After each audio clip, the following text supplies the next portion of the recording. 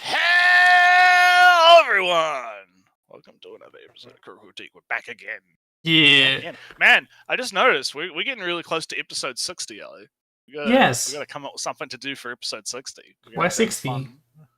I don't know, just because it's a nice round number. I had something of the idea from, hey Nretsew, why don't we announce like the episode number or something? Everybody does it. Why don't Maybe we should do that. Episode 58. We're on episode 58 today.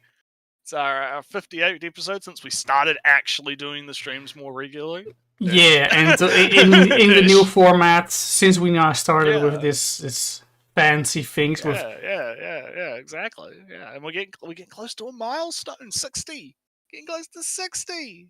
We'll be boomer age, Ellie. It'll be great. Oh no, retirement? Not yet. Or diamond, but yeah. So before we have a chat about what's been going on and touching the grass section, so Ellie, you like YouTube, right? We all love YouTube here. Yes, right? I use it. That's we use YouTube. Yeah, we use YouTube. So what about the current state of YouTube? Is there what is the current state of YouTube in our opinion? What are we how are we feeling about it? It is outside of before we go to the video and we're not going to the video. Yeah, I'm just just regular. I feel it is very happy to lock you into a specific subject, and when you want to move out of a couple of subjects, it won't just allow it, right? Yeah, big problem. Yeah, so that is the algorithm is shit. That's my big, because I don't like algorithms in general. I haven't probably talked about this on the cast, but I've been talking with other mates about a topic similar to this. Because it's a black box, right? Because they have the algorithm and they don't fucking know how the algorithm works. They just feed information into the algorithm, and then the algorithm didn't we say this last week? I said my semi-conspiracy or semi-conspiracy or whatever. But so the algorithm's a problem. My actual real problem with YouTube is they are like, I have my big conspiracy is that people that work at tech companies are not human, right? They're just not. They're aliens or they're lizard people. And the reason I think this is because they make decisions that run counter to like basic human fucking instinct, right? And the example I'm going to use for this is the watch later thing, right? Oh yes. So when you hit, so here's the thing, right? I use watch later a lot, right? I love it. I see a video, it's like, oh, that's like 2 hours long. I'm not going to watch that now. I'll add that to my watch later. I'll watch that when I get around to it, right? I love it. It's a good feature. Solid feature, right?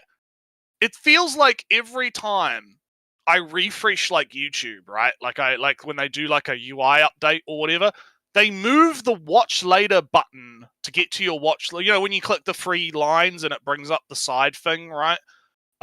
Depending on your resolution or whatever configuration of YouTube you're using, right? And it has like the U tab. I'm looking at it right now, by the way. Like you got the U tab, and then you got history, and then you got playlist.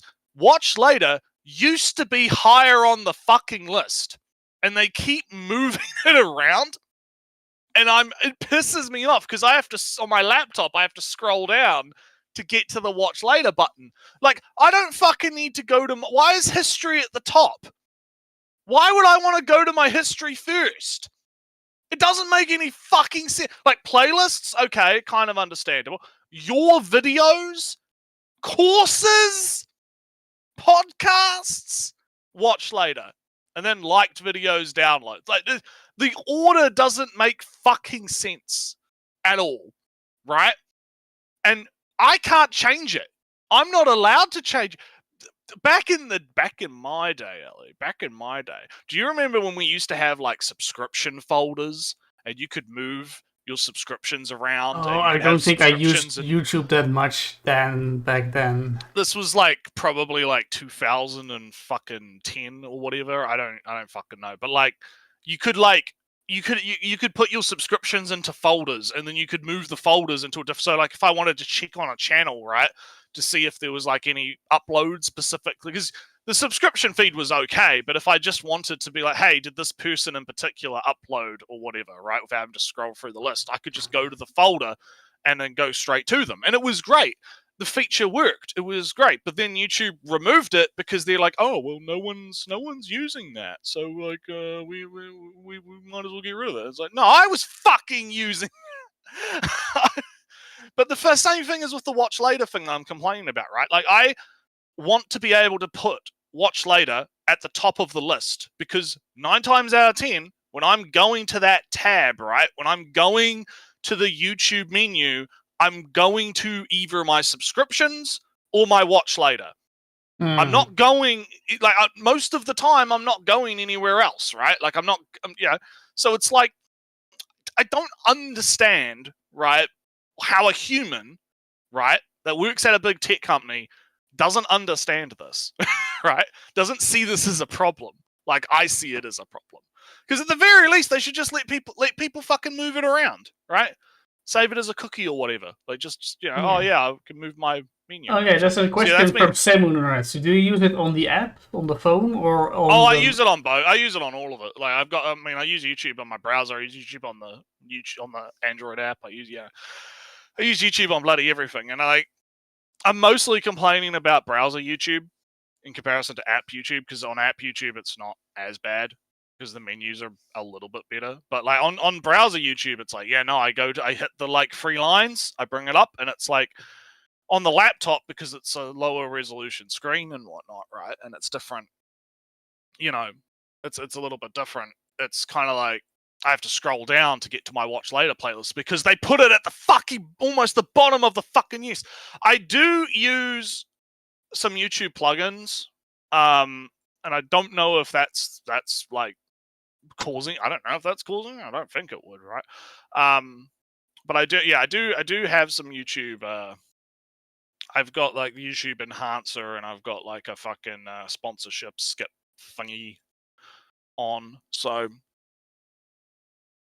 But it's if I could find a way to like fucking make it better, I might have to look into that. But here's the thing: I shouldn't have to, right? You would think that a $1 billion fucking company that employs hundreds of thousands of fucking people and technicians and engineers who have all gone to fucking college or whatever could figure out basic human like fucking. Like the watch later is like one of the most used like fucking playlists in the entire goddamn fucking website. Maybe we should put that at the top of the goddamn list. But, I do say that for me, right? I don't use the watch later. I don't use it ever actually.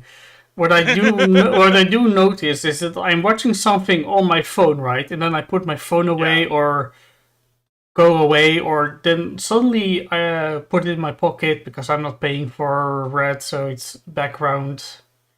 Whatever. And then suddenly it either just opens up the BBC because an app, news notification popped up, or it suddenly it clicks on an advertisement somehow, and then it's gone. And then and then when I go back, there's like two 1 minute ads from forget about it. I'll watch it at home where I have ad block and whatnot. Yeah. And then it's in the history, or hey, I'm watching something, I'm at work, put it away. Oh, I have to concentrate. I pause it, do so. Make it go away for a second. Oh, I want the video back, and then I go into history and watch it. Then later, continue watching it that way. So I don't actually use. Different people have different systems. Like I like the watch later because I can just hit the button to go. Oh, that's a video that I might watch later. I'll give it a look, right? But and as Samu says, there are like extensions and stuff, although I'd be careful about using browser extensions these days based on all the stuff going on with that one honey thing. Maybe we might talk about that, I don't know, because that is an interesting story with Gamers Nexus suing PayPal basically over that. And a bunch of others. But it's just it would take a while to explain because it is kind of complicated. If you're interested, go watch Gamers Nexus 1 hour video where he explains. Or the original guy. The original guy. Yeah, watch the original guy because he explains it really well. Like he makes it pretty simple because it is kind of a complex. Yeah, I never used Honey either. I thought it was bullshit. I try to avoid browser extensions and generally. I don't have a whole lot because, I have Translator, obviously. I have DeepL, and I've got a few others that are utility based, like a text to speech one and whatnot. But you want to not use a lot of those because there are security issues and stuff with using browser extensions, so you should be careful about that. So keep an eye out on it, guys. Yeah. Be careful. Anyway, number 2, I have some funny news, funny things, funnies. Yes. Funny touching grass. Here are the paper names I could put, and the names.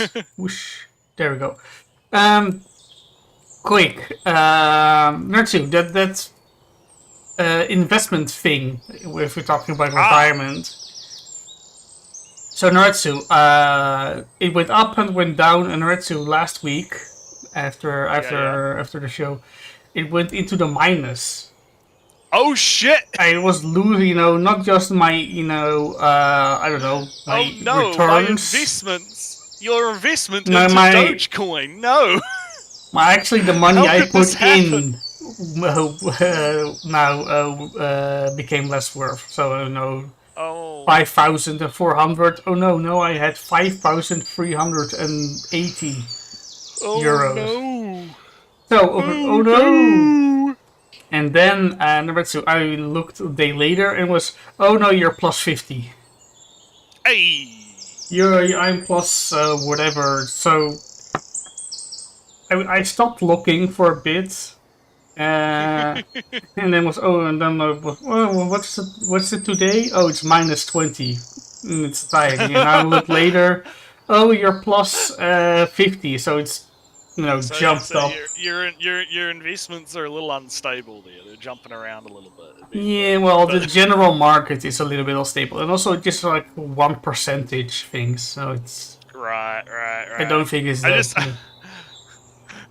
It's funny though. Yeah, stonks, guys. Stonks. Yeah. Stonks. Oh man. So but I don't have any real touching grass stories this week, really. Well, I have one maybe. So the kitchen that I've mentioned a couple of times, and it's still in the same state, completely functional, but not pretty, not done. I got tired of it, so now I actually have got a contractor, I believe it's called. You got a contractor man, yeah. Contractor man, and said, hey, you go do it. You are now, I have contracted you. You have been contracted to do work, do job. And I have just kind of, he came with a quote, as it's called, I believe. And I said, sure. And now I said yes to the quote. And now he will have to come back to me and from, alright, dates and whatnot and blah, blah, blah. But I have somebody who will do work somewhat recently. In other news, estimate or a quote or they'll do it. Yeah. No. Well, it's called an offerte, maar offerte. It's all the same. It's all the same difference, really. It's just hey, this is how much it's probably gonna cost unless something different else happens. Yeah. So that's some real stuff going on. And otherwise, I streamed a bunch Nretsew last week. Yes, you did. I saw it popped up on my phone. Yeah, you're playing that metaphor. Yeah, Refantasio. Refantasism. Fun game. The people in chat can attest.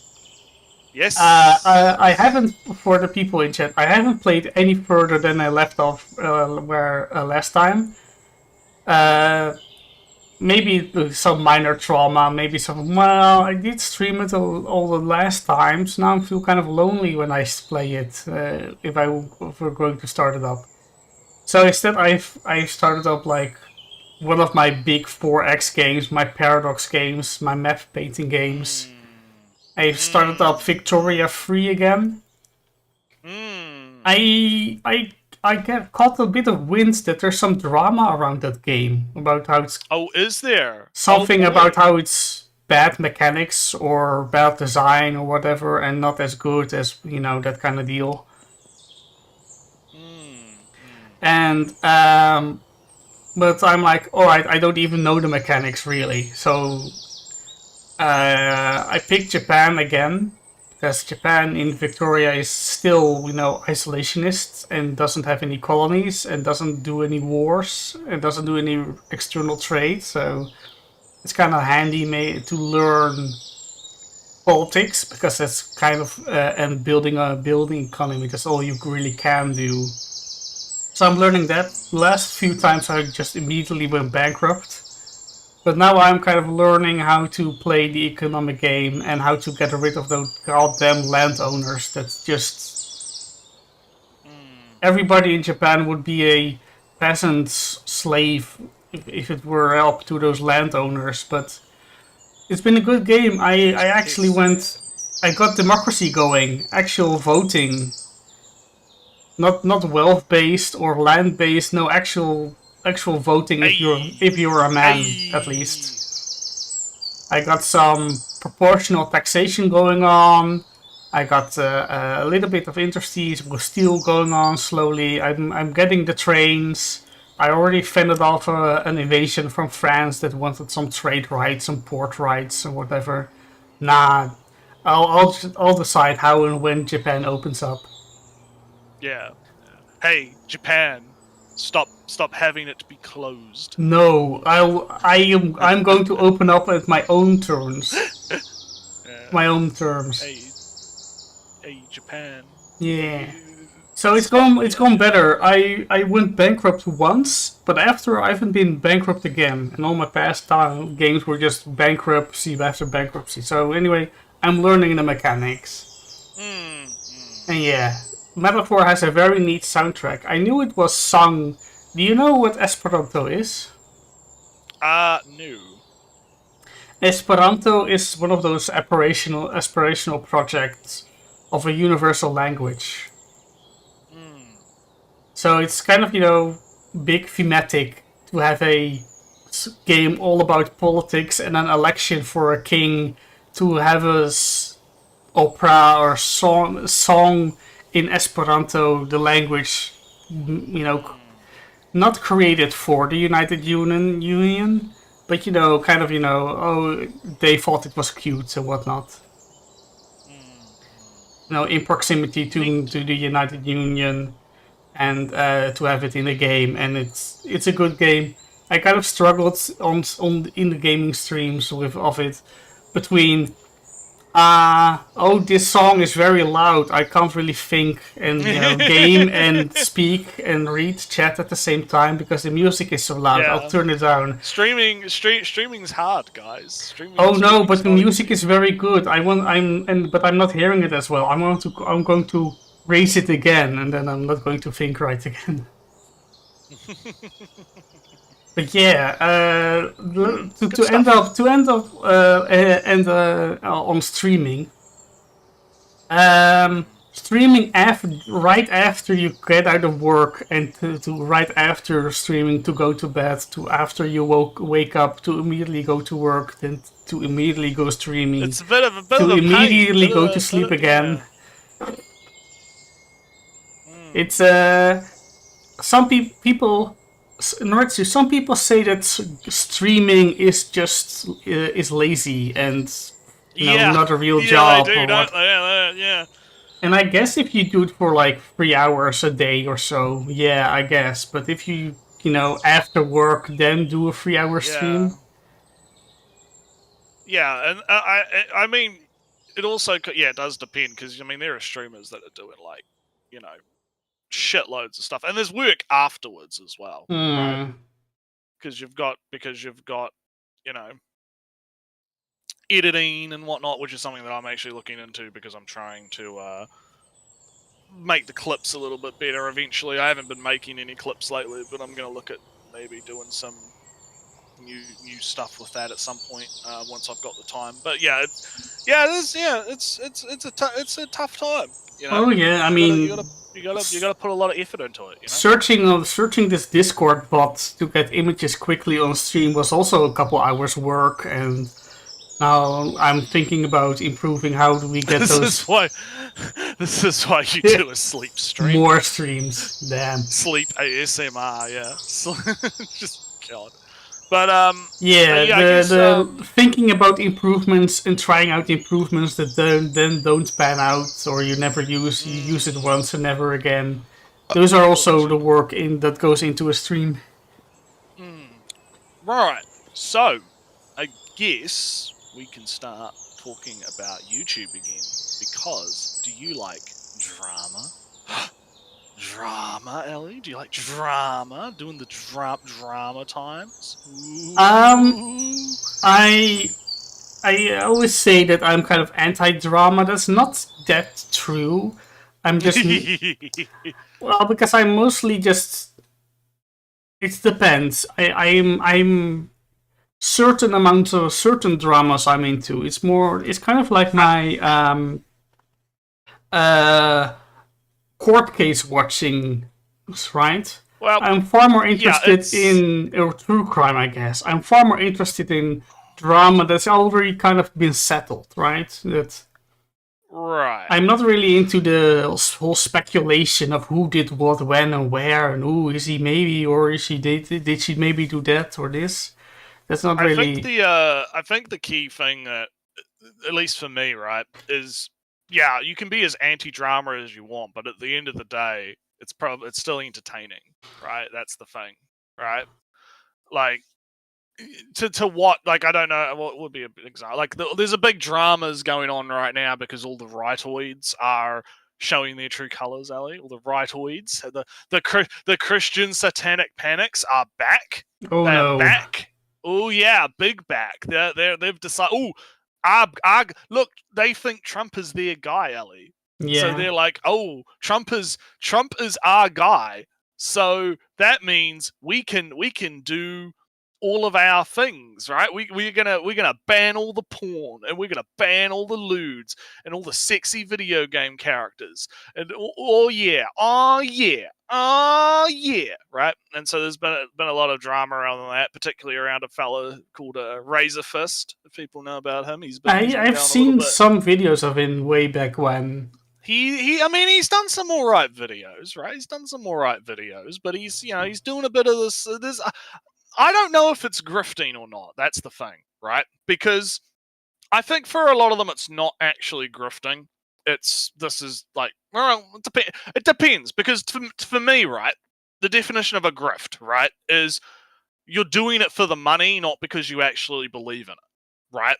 So like if I like suddenly switched on a dime, Ellie, and I told you, hey, Ellie, I'm gonna become a socialist bread tuber. I'm gonna make socialist videos and anti-capitalism videos, right? Mm-hmm. Because that's what's making the money. Like, do you see how much money Hassan Piker makes streaming? Right? I'm gonna be like Hassan Piker. You would probably go, Nretsew, you're doing the grift. You're being a grifter. You're doing because I don't believe that shit. you know I'm not onto that lefty shit, right? So I think that when it comes to the rightoid grifting, right, I think there is a little bit of that. There's always been a little bit of that going on, right? But then there's been like these new players that have popped on the scene that are like, I don't know, they seem like true believers in the nonsense. Yeah, woke Nretsew. Woke Nretsew would be contradictory enough to cause a black hole, yeah. But the reason I'm bringing this up is because this video we're about to watch, I think it's all about drama. It's all about drama and drama. The current, so I guess we'll switch on over. Yes, because I can't say I am anti-drama, with a straight face, because I watch my DSP Nretsew. I like watching my DSPs, and I watch the courts. I watch court videos. like any vice, right? Drama, like any vice, it is okay in moderation, right? It's okay to watch your GSP videos, your this crazy court case, this grifter said something dumb on Twitter again, right? Everyone's quote tweeting them, everyone's right. Oh, It's Nretsew, okay in I've moderation. continue on. I've one funny thing. If we're going to about Twitter drama, at least. Oh yeah. Yeah, oh, fun. It's funny. Don't worry. Go continue. Okay. Okay. But basically, yeah. So drama is a fact of life, right? It's a thing that happens. And this individual here, that I found on our own recommendations on YouTube, assuming the gender is a woman, this lovely lady here. I saw the thumbnail and it was like all like drama focused stuff. But everyone's a grifter in Nretsew. Yeah, that's nonsense. But well, we don't make any money yet, so we don't make any money. Yeah, we can't be grifting if we're not. Well, I mean, some people have been trying to argue that you can grift ideology or whatever, but I think whatever. But like, so the TLDR is, this was one of like 3 videos that showed up after last week's stream when I was doing the timestamps, because I switched to the account to do the timestamps and had a look at our recommendations, and I saw this video and I was like, oh, YouTube drama. Someone's did a video about YouTube drama. This could be fun, because it's a somewhat different topic than what isekai and video games and it's about our profession. Not really, but not really, but but so let's let me grab this here. Yeah, but before Nretsew, I hang around more on Blue Sky these days than Twitter, because Twitter is just Nretsew. I have to block like 50 people before I get my timeline back. It's kind of a lost cause over there. A little bit, yeah. But I can report, at least in my somewhat gaming circles on the Blue Sky, that there's the first drama, the first quote, my quote retweets. No. By the first ratio. The poison has spread. No, your haven is gone. So Nretsew, the eShop. Yeah. You never used it? We'll probably talk about Nintendo later, but yeah. It's after this, because you'll switch to. Video. We'll do that after the video. Yeah. But Nretsew, the eShop, it's terrible.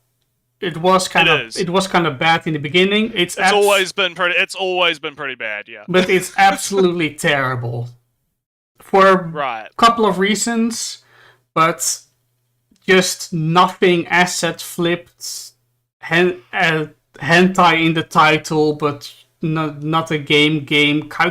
Calculators. 50 every day new calculators on the eShop. It's terrible. It's not good. No. So the people are from Nintendo Life, a kind of news site / podcasts, videos about Nintendo focused, decided to make better eShop, which is basically just kind of API of the take the API of the eShop, then place some custom filters on it on your own site, and ta-da, you have an eShop. And it's all fine and good, right? And the point is to filter out the shovelware and put on better categories and whatnot. Yeah, good filtering. Yeah. However, Nretsew, they kind of filtered every Japanese game. Every Japanese indie game. And marked it as shovelware. Every Nretsew rogue, as in the originator of roguelite, is labeled as shovelware. Oh no. People come up on, hey guys, you labeled my game as shovelware. You've labeled these games that are Yoko Taro's 4th favorite game as shovelware. Hey guys, why do you default filter out romance games? Do you have something against romance games? Why do you filter out? Why do you call these point and click games shovelware? That's a proper genre. See, yeah, and you see, this is the problem with like third party, stuff, is because it is very dependent on how open the guy doing it is going to be about what they define as, oh, this is shovelware, this is not, because one man's trash is another man's treasure. Samu, shovelware, as in software, is just just throw trash onto the store and in hopes that somebody buys it.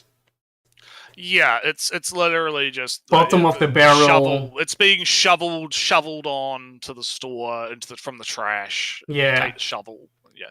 So it's kind of very clear. It's a bunch of alright, so it's a bunch of Nintendo babies that only like the high class Nintendo games. Look, they only like their true Marios. True Mario games. And any Japanese indie game that they can't read or understand is they don't bother with. Also, they're all like 30s men, so your visual novels and anything slightly female focused or female oriented, like point and click games, romance games, filtered out, gone, shovelware.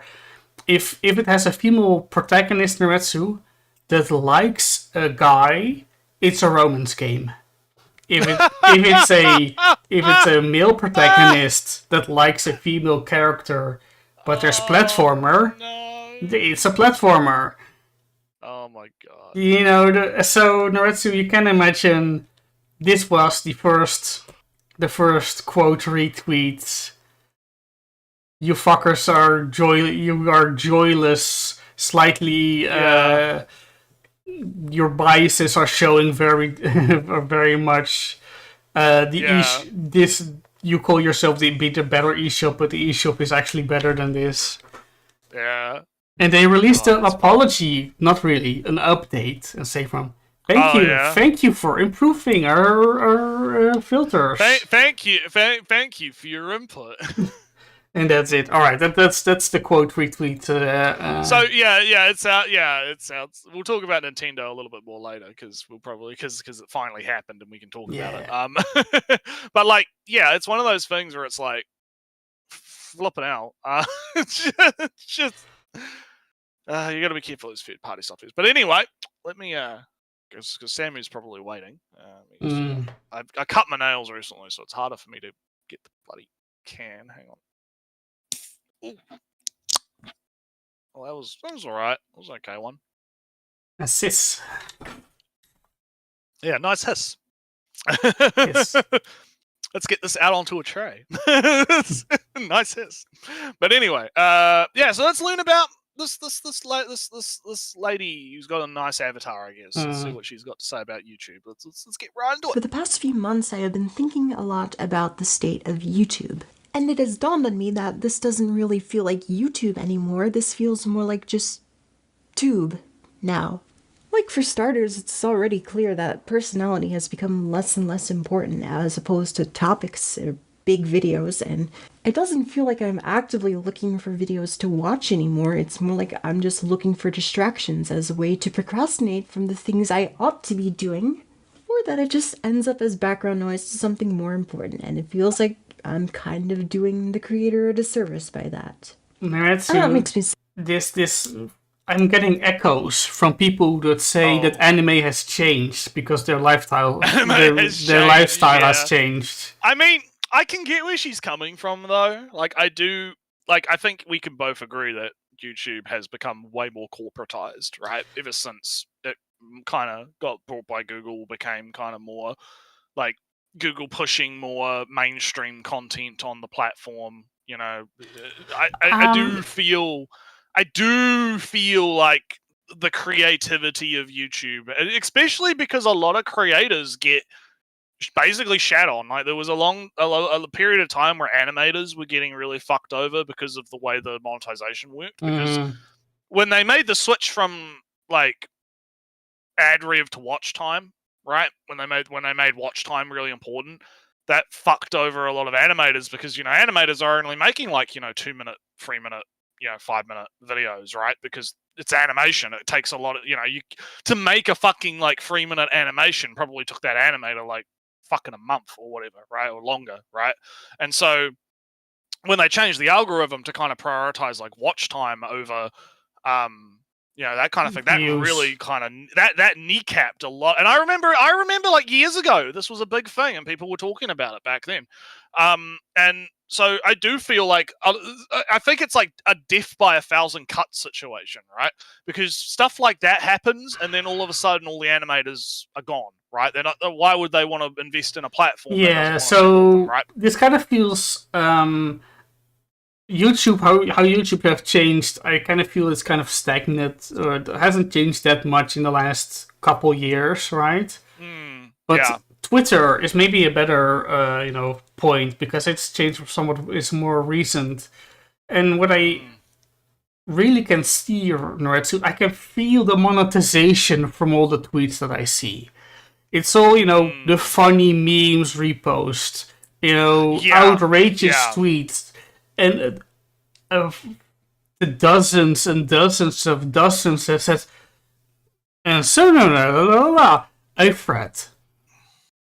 Yeah. So many tweets I see that go from blah blah blah blah blah blah blah blah blah blah a thread, and then it's supposed to explain everything from how orbital transfers or politics in how Syria will change with the new successful revolution, or how the relationship between the UK and the US and the EU will change now that Trump is there, but Starmer is in control and the economy, blah blah blah. Yeah, and I do agree. Because there's definitely, I've noticed an uptick in like those meme reposter channel, not channels, but tweeters. Yeah, tweeters. I don't fucking know how to say it. Like the Twitter accounts, right? Basically, I've seen a lot of that on the For You tab after.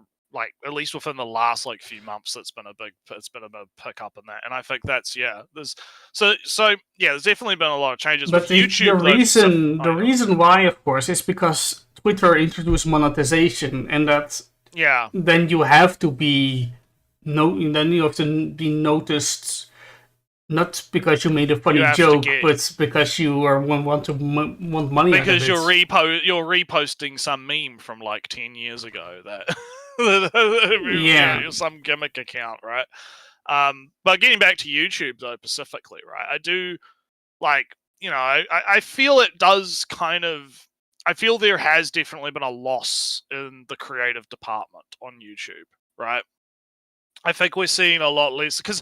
And I think it's a combination of factors. That's why I describe it as a death of 1,000 cuts, because there's been all these stuff like horror YouTubers, right?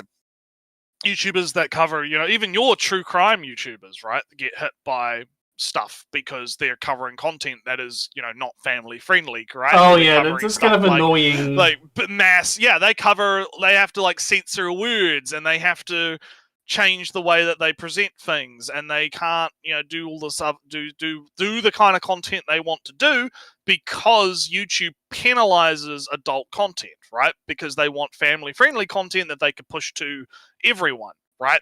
And that has led to a shift in the types of content that we see. And there are still creative people around. Like I would say Kane Pixels is a good example of that, the Backrooms guy.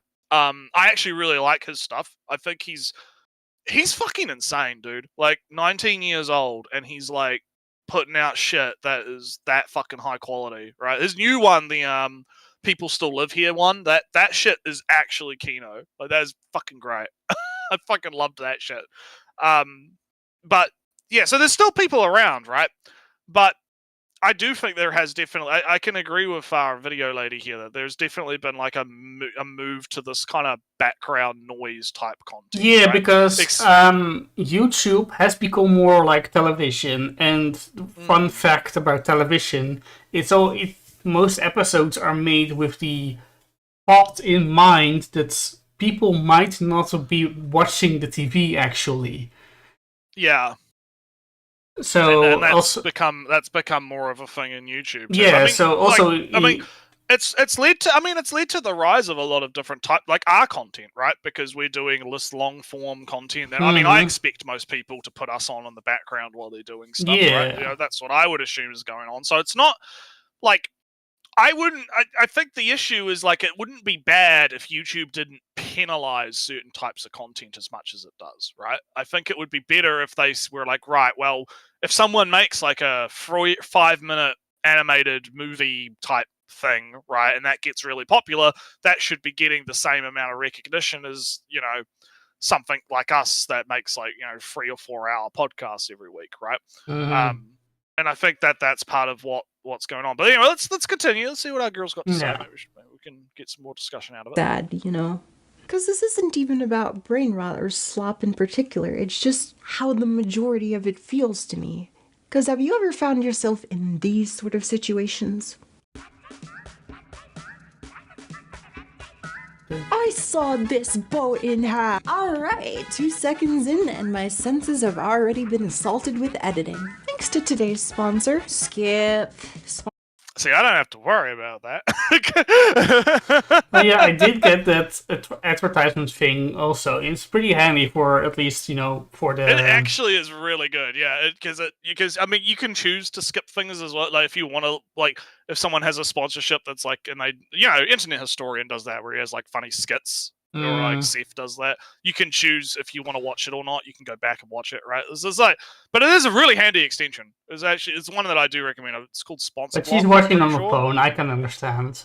It's annoying. I can understand on the phone. On the phone, you can't skip it. Yeah, but on browser, you are free. Yeah, you are free. It's also really funny because you can look at a video and because it shows like with the green bars where the sponsorships are, you can see how much of the video is just sponsored shit. It's actually really funny. But anyway, yeah, let's keep going. Sponsors are always usually one of 3 things. Something I know I'll never use, something on the verge of being a scam, or something worse, let's just say. Yeah. Yeah, honey. How many people have recommended honey? I've heard a bunch of those also. And BetterHelp, Oh, man. But I don't believe... The funny thing about the honey thing is they were kneecapping themselves. That's what makes it funny. I guess, okay... I didn't want to go into it too in depth. Can you go a little bit further because just to get rid of the white. The TLDR of the honey situation is it was a browser extension that supposedly would go out and like find discount codes for websites, right? So you'd go on a shopping website and you would go out and it would find like 10% off your dildo order or whatever, right? And then you could apply that at the checkout and you could get, you know, you save money, right? That's the idea behind it, right? So this extension exists, right? And the timeline is like it gets brought by PayPal. So PayPal buys it for like a few $1 million or something. Yeah, right? Money. But what people found out, what I actually think happened, right? Because this is a part that I don't think PayPal actually knew or gave a shit about how it operated. They just brought it without thinking. This is what I think happened. No, right?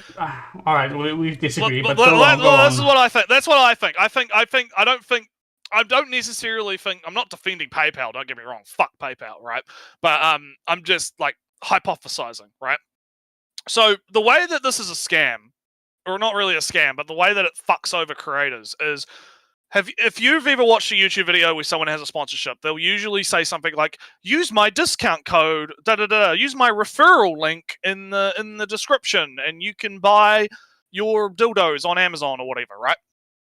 And so when you click that link, right, what that does is it creates a cookie in your browser, right, for the website that says, hey, you clicked a referral link. If you buy something on that site, the commission money goes to whoever's link you clicked. Right? Yeah, if I can maybe creators, you know, we have a referral link. You get 10% for your anime dolls, right? Anime figurines. Yeah, and your anime sex dolls. Yeah. If you buy something with our link, we get $30 extra because the thing costs 200 euros. Yeah, something. We get a commission, basically. But if you use honey at any stage, honey takes a 30 and we get nothing. That's the entire thing. Yeah, because what it does is it changes the cookie, right?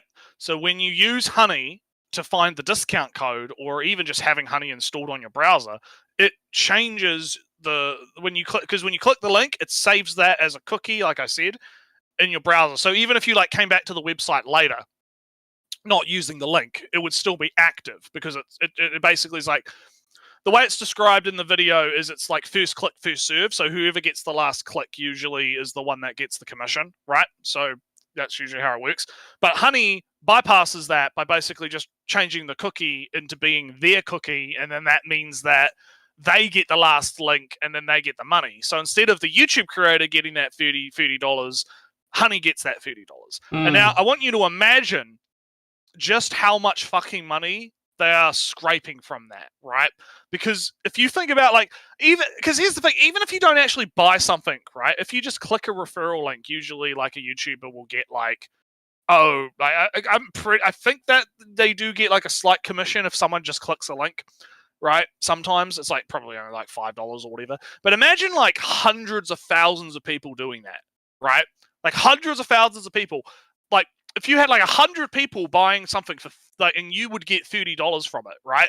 Like you get it adds up. It adds up really fucking fast. Yeah, right? and especially if you don't know or notice, or yeah, no, and that's what's so insidious about the Honey situation, is that like, unless you're like a tech savvy type person, no one's gonna be like checking that shit. No one's gonna you're gonna be buying it thinking that you're like supporting your favorite YouTuber or whatever, but no, you're giving PayPal. And so don't give so PayPal gamers, money. Yeah, don't give PayPal money. So Gamers Nexus, there's going to be a big class action lawsuit about it. I think it's going to be a big deal. It's going to take probably years. I watched some different law YouTubers because it's somewhat Legal. Yeah, Legal is doing it. Fun fact: there are multiple lawsuits. Yeah, there's multiple. Yeah, and they're all going to probably get converged into one. No, this is a lawyer thing, Nretsew. So all these lawyers are racing to become the class action lawsuit, because if they're their case, they are the one that get the big payout with the class action. So they are kind of racing to be the first one to be the class action lawsuit, because if you lose, you're too late. Then me lawyer, oh no, that case is the class action lawsuit. I am joining theirs, but I'm not the lawyer for that. That's the Gamers Nexus is like 1 hour video. He talks with his lawyers about it and the lawyers that he's hired to do it, and they basically described it as like it's gonna probably go through a bunch of hearings to decide which jurisdiction they want to do it in and what law, like which one's going to do it, and then they'll just merge them all together into like this will be the one, right? Yeah, but it's the question if Gamer Nexus lawyers will get it, if it's the Legal Eagle, or if it's the third, if it's the third. I mean, office. Either way, good that they're getting sued. Hope they get fucked. Couldn't happen to a nicer company. PayPal. Yeah, couldn't happen to a nicer company. Hope it fucking ruins them. Good times. But also, something like Capital One did the exact same thing with another coupon service thing. Yeah, but looping back to the video, I do actually have a question. Have you ever brought anything that's been shilled by YouTubers? No. Other than maybe you haven't brought any what are those headphones called? The fucking Raycons or something. Raycons? You haven't brought any Raycons? No. You haven't brought any NordVPNs? Unless you talk about, a graphics card that I already kind of wanted, or a game or something. But no, I haven't started using a VPN, BetterHelp, Honey. What's the financial audit guy? The financial audit guy, his thing, yeah. None of those. Well, yeah, like I haven't brought anything that's been shit, because generally those things are shit. Like Raycons are actually kind of shit. Yeah, because all it is it's like cheap Chinese shit that's been branded. Like they just. I have a very mean attitude. If a YouTuber has to advertise it, it's bad. Probably, yeah. I mean, look, as long as they're making the bank, right? They can feed the family. Oh no, Samuel uses Nord. Oh no, sorry. I'm sorry, Samuel. No. Well, no, it's alright. I mean, yeah, VP, it's fine. But like, like the only thing because I brought YouTube merch. I can say that because I have Windigoon's jacket thing because I brought that because I thought, oh, that actually looks really cool. But I got that shipped, and that's pretty cool. I think I gotta say, right? I don't know if he's still selling them.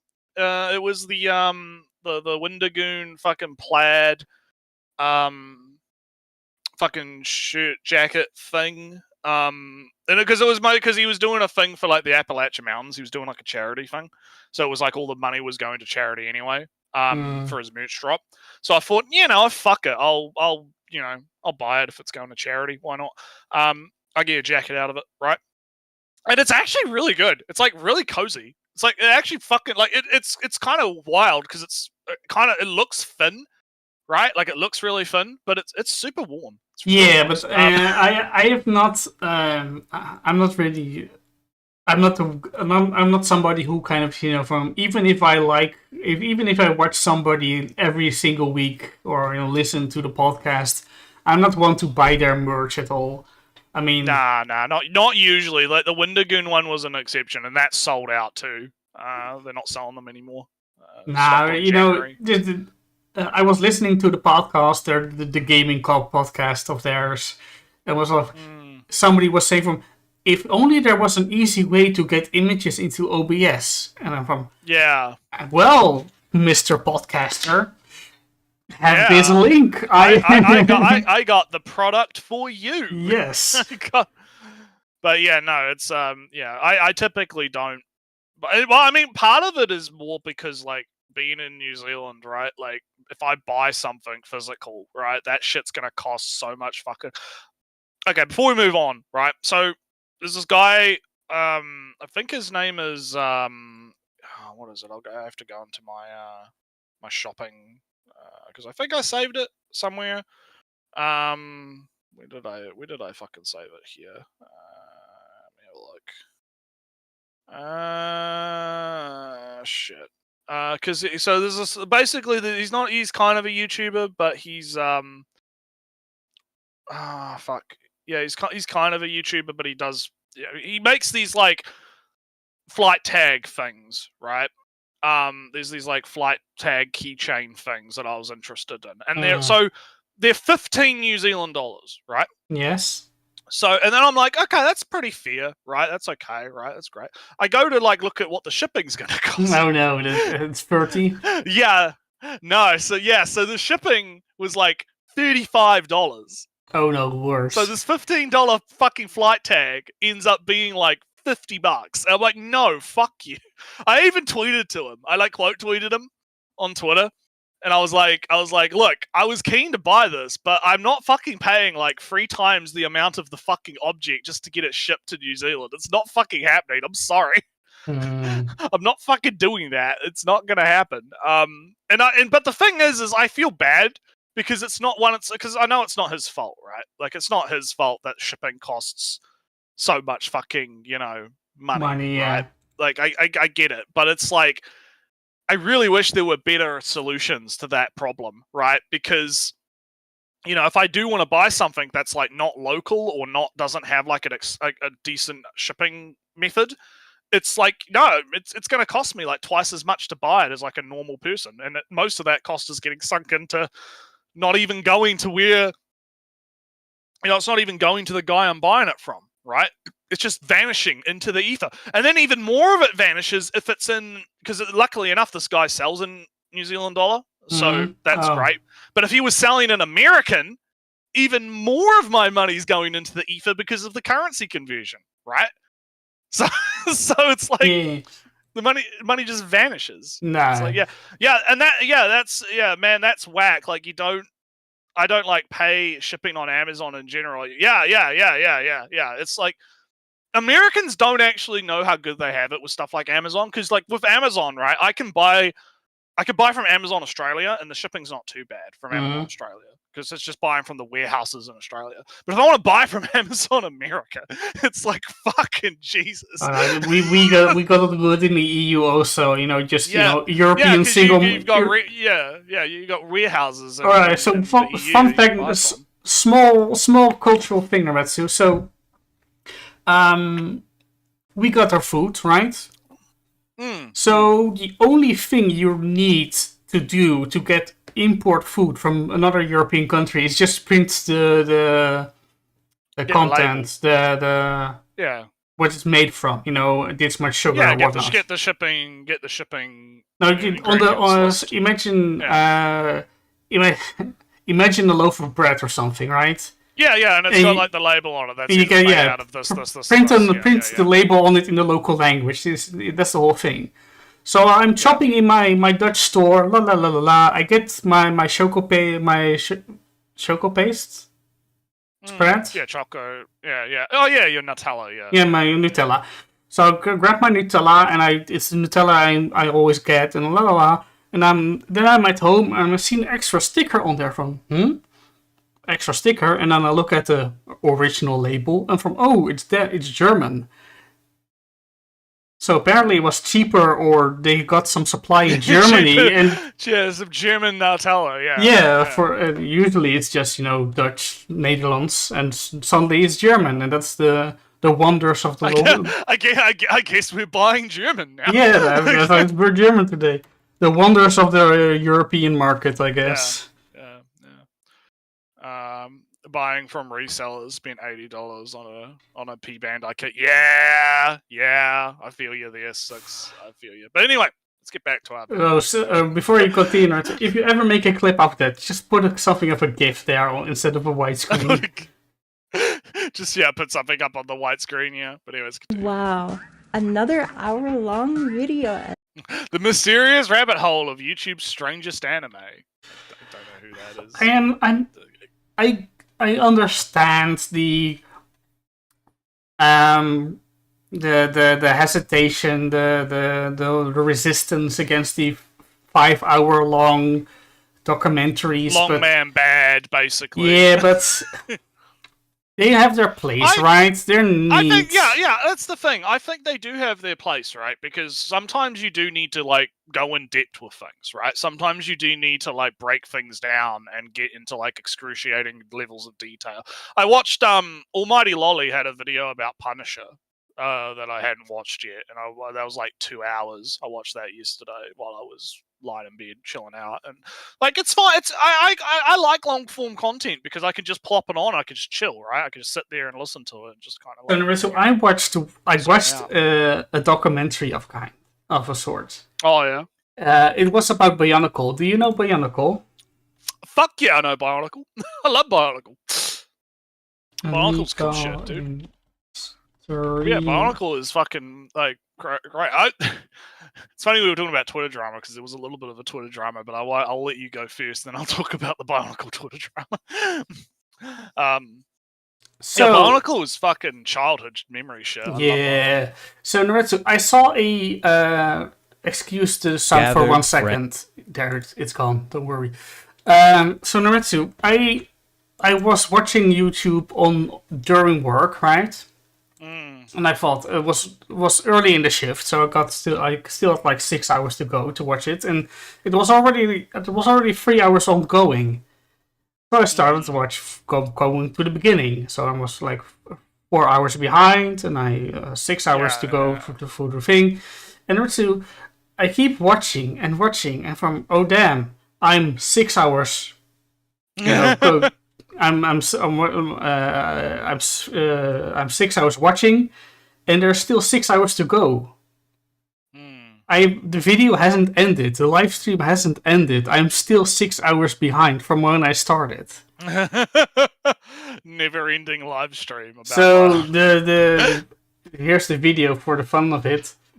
But I mean, Bionicle does have a lot of lore and shit, so I'm not actually surprised. Every Bionicle lore explored in obsessive detail. A 13-hour video that goes through I mean, there's the guy that's been doing the GFL videos that I've been quite liking. There's a guy who's making an entire recap, like somewhat summarized version of the GFL 1 story. He's up to Shattered Connection now. It's actually really good. I like that guy. He does really good stuff. But I'll talk about the Bionicle Twitter drama real quick because it actually involves my homeland, right? So it was tangentially related to some argument around leftist media versus rightoid media. Ellie, this IP, Ellie. Guess what? It's leftist. Bionicle? But this one, I'm getting there. Let me do the build up, right? This one, though, is rightoid, and this one is so that was what was going on, right? Basically, it was a bunch of people doing that, and this one leftist person comes out and is like, Bionicle is leftist because it has all of this Maori culture in it, and it's got and they worked with the Maori people to add all this Maori culture, and I'm sitting here like, bitch, you do not know the history behind this, you dumb. Because what actually happened was, so they made Bionicle, right? The first Bionicle, and they used a bunch of, words. Maori language stuff, yeah. Matanui and, all that kind of stuff, right? And I don't actually know, the full specifics of what went down, because I don't actually think Lego knew that they were using Maori words. They did kind of take, a few design elements-ish, but it honestly wasn't really, based on... It was probably more, Pacific Islander type stuff, but what happened was the Maori people are very fucking protective of their shit, right? And I can kind of understand why, because there's a few things where it's... if you've ever seen, Maori tattoos, right? Those tattoos actually have meaning. If you get a Maori tattoo, an arm tattoo, typically you have to actually go to a marae and go to the head of the marae and ask permission to get that done. And usually when you get it done, it typically is they get a professional cultural person to do it, and they kind of have an interview with you, and they kind of do your life story on your arm. Yeah. And my dad actually has one. And he got it done properly. And it has that swirl is you, and that swirl is your brother, and that swirl is your mum, and this is it's like the life story on your arm, right? Or you have that type of thing. So when you just have some fucking retard who's in America who just gets a Maori tattoo, that's just random bullshit. Right? Yeah. It kind of not very good, right? So they are a little bit protective. This means strength. Yeah. So, and I'll answer the favorite Toa question in a minute, 5. I'll just get to the end of the story. So what happened was the Maori people saw the Lego stuff and they were like, "Hey, that's not cool. You can't do that. You can't use our culture. That's bad." And they filed a lawsuit against Lego, and I believe they settled it out of court. I think. I'd have to go look it up again. That's right. The video goes. It's 13 hours. You bet. Yeah, but I'm guessing the video you watched did go into this, right? It kind of talks about how it was they had they came to a mutual agreement, and they were allowed to continue using what they had, but they had to somewhat consult if they wanted to use other stuff. Yeah. Right? And I believe, because the way the guy on Twitter presented it was oh, look at this. They were so respectful, and they asked the Maori permission, and they did all this stuff. And it's no, they got sued, and then they kind of just sort of, settled it. It wasn't a mutual, fucking, hey, let's... although I have to give it kind of thing. I don't think the suing was the kind of the impetus really, because that sounds more of a thing that you just do, not really that it's kind of that they ever were seriously win. It was kind. It was, yeah. I don't know. Again, I'd have to relook up the specifics of what or watch the 13-hour video that will explain it also. Or watch the 13-hour video. Yeah. Now, favorite Toa, that is an interesting question. I'm not going to remember the names of them, but I always loved the ice guy. I always loved the ice one because the ice guy had the little binocular on his eye. He had the one eye that was the little binocular thing, and I always liked him. It was either him or the green one. So it was either the ice guy, or the green guy. They were my two favorites back in the day. Which generation? Just all of them. Honestly, all of them. All right. Like I'd always get the ice one, or I'd get the green one, or I'd get both eventually, or I'd get like all of them eventually, right? Because I'd pester the mum and the dad. Buy me more Bionicle. I want all of them. You know, like I'd always, And I had quite a collection back in the day. I think my brother's got all the Lego now, but like I had like all of them for quite a while, and we usually got all of them until they started getting really expensive. Because there was a period where it was like, okay, you could buy like a Bionicle for what, like $15 or whatever, if you just got one of them. And then eventually they started getting more and more expensive because of inflation and because Lego started jacking up the fucking prices, right? So it was kind of a dark time for Lego back in the day, during those times. All right, 5 wins for the fire. Nretsew, I always liked the fire ones too. Like, he'd surf on the lava and stuff. Like, it was pretty cool. Tower of Light, that's nice. Tower of Light's it, yeah. My favorite was also that Ono.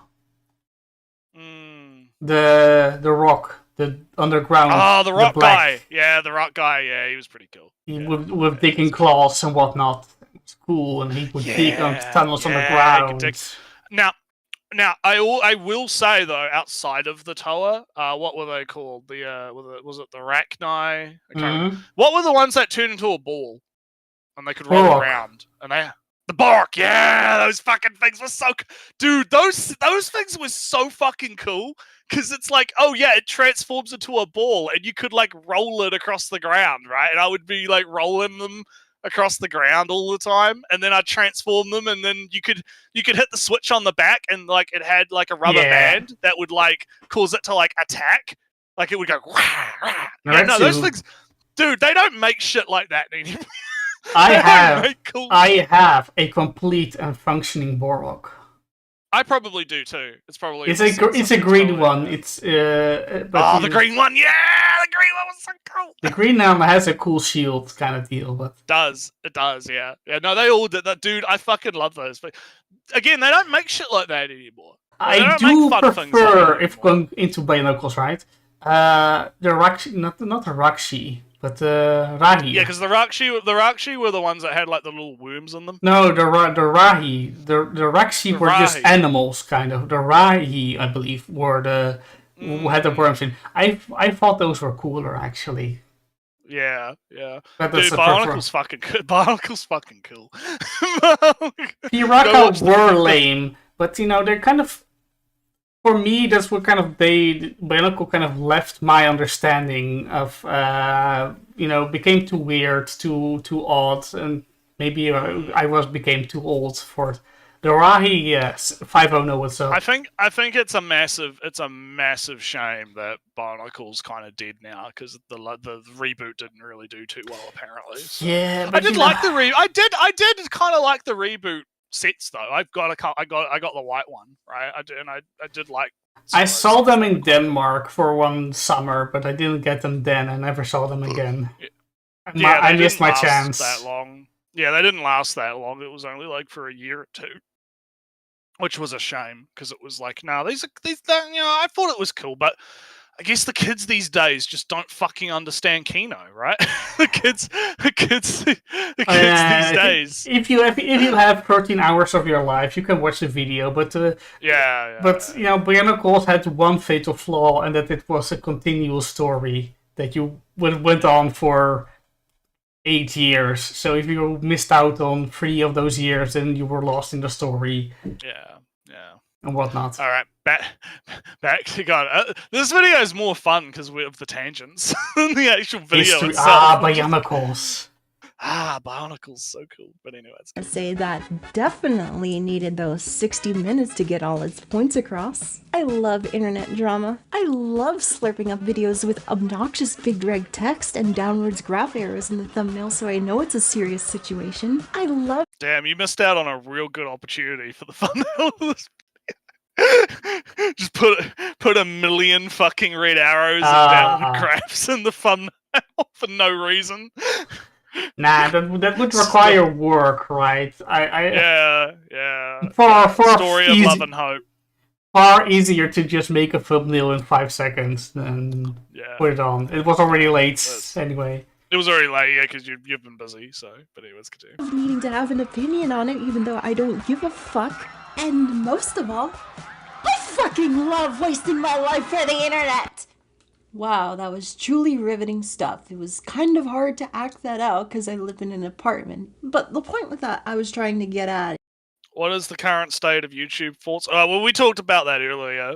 D, you're right. Although we didn't really give a cohesive thought of it. We didn't really give a cohesive. Yeah, this stream's been a lot of meandering and kind of jumping around topics. But yeah, I think the general state of YouTube is corporatized. That's my the best way to put it.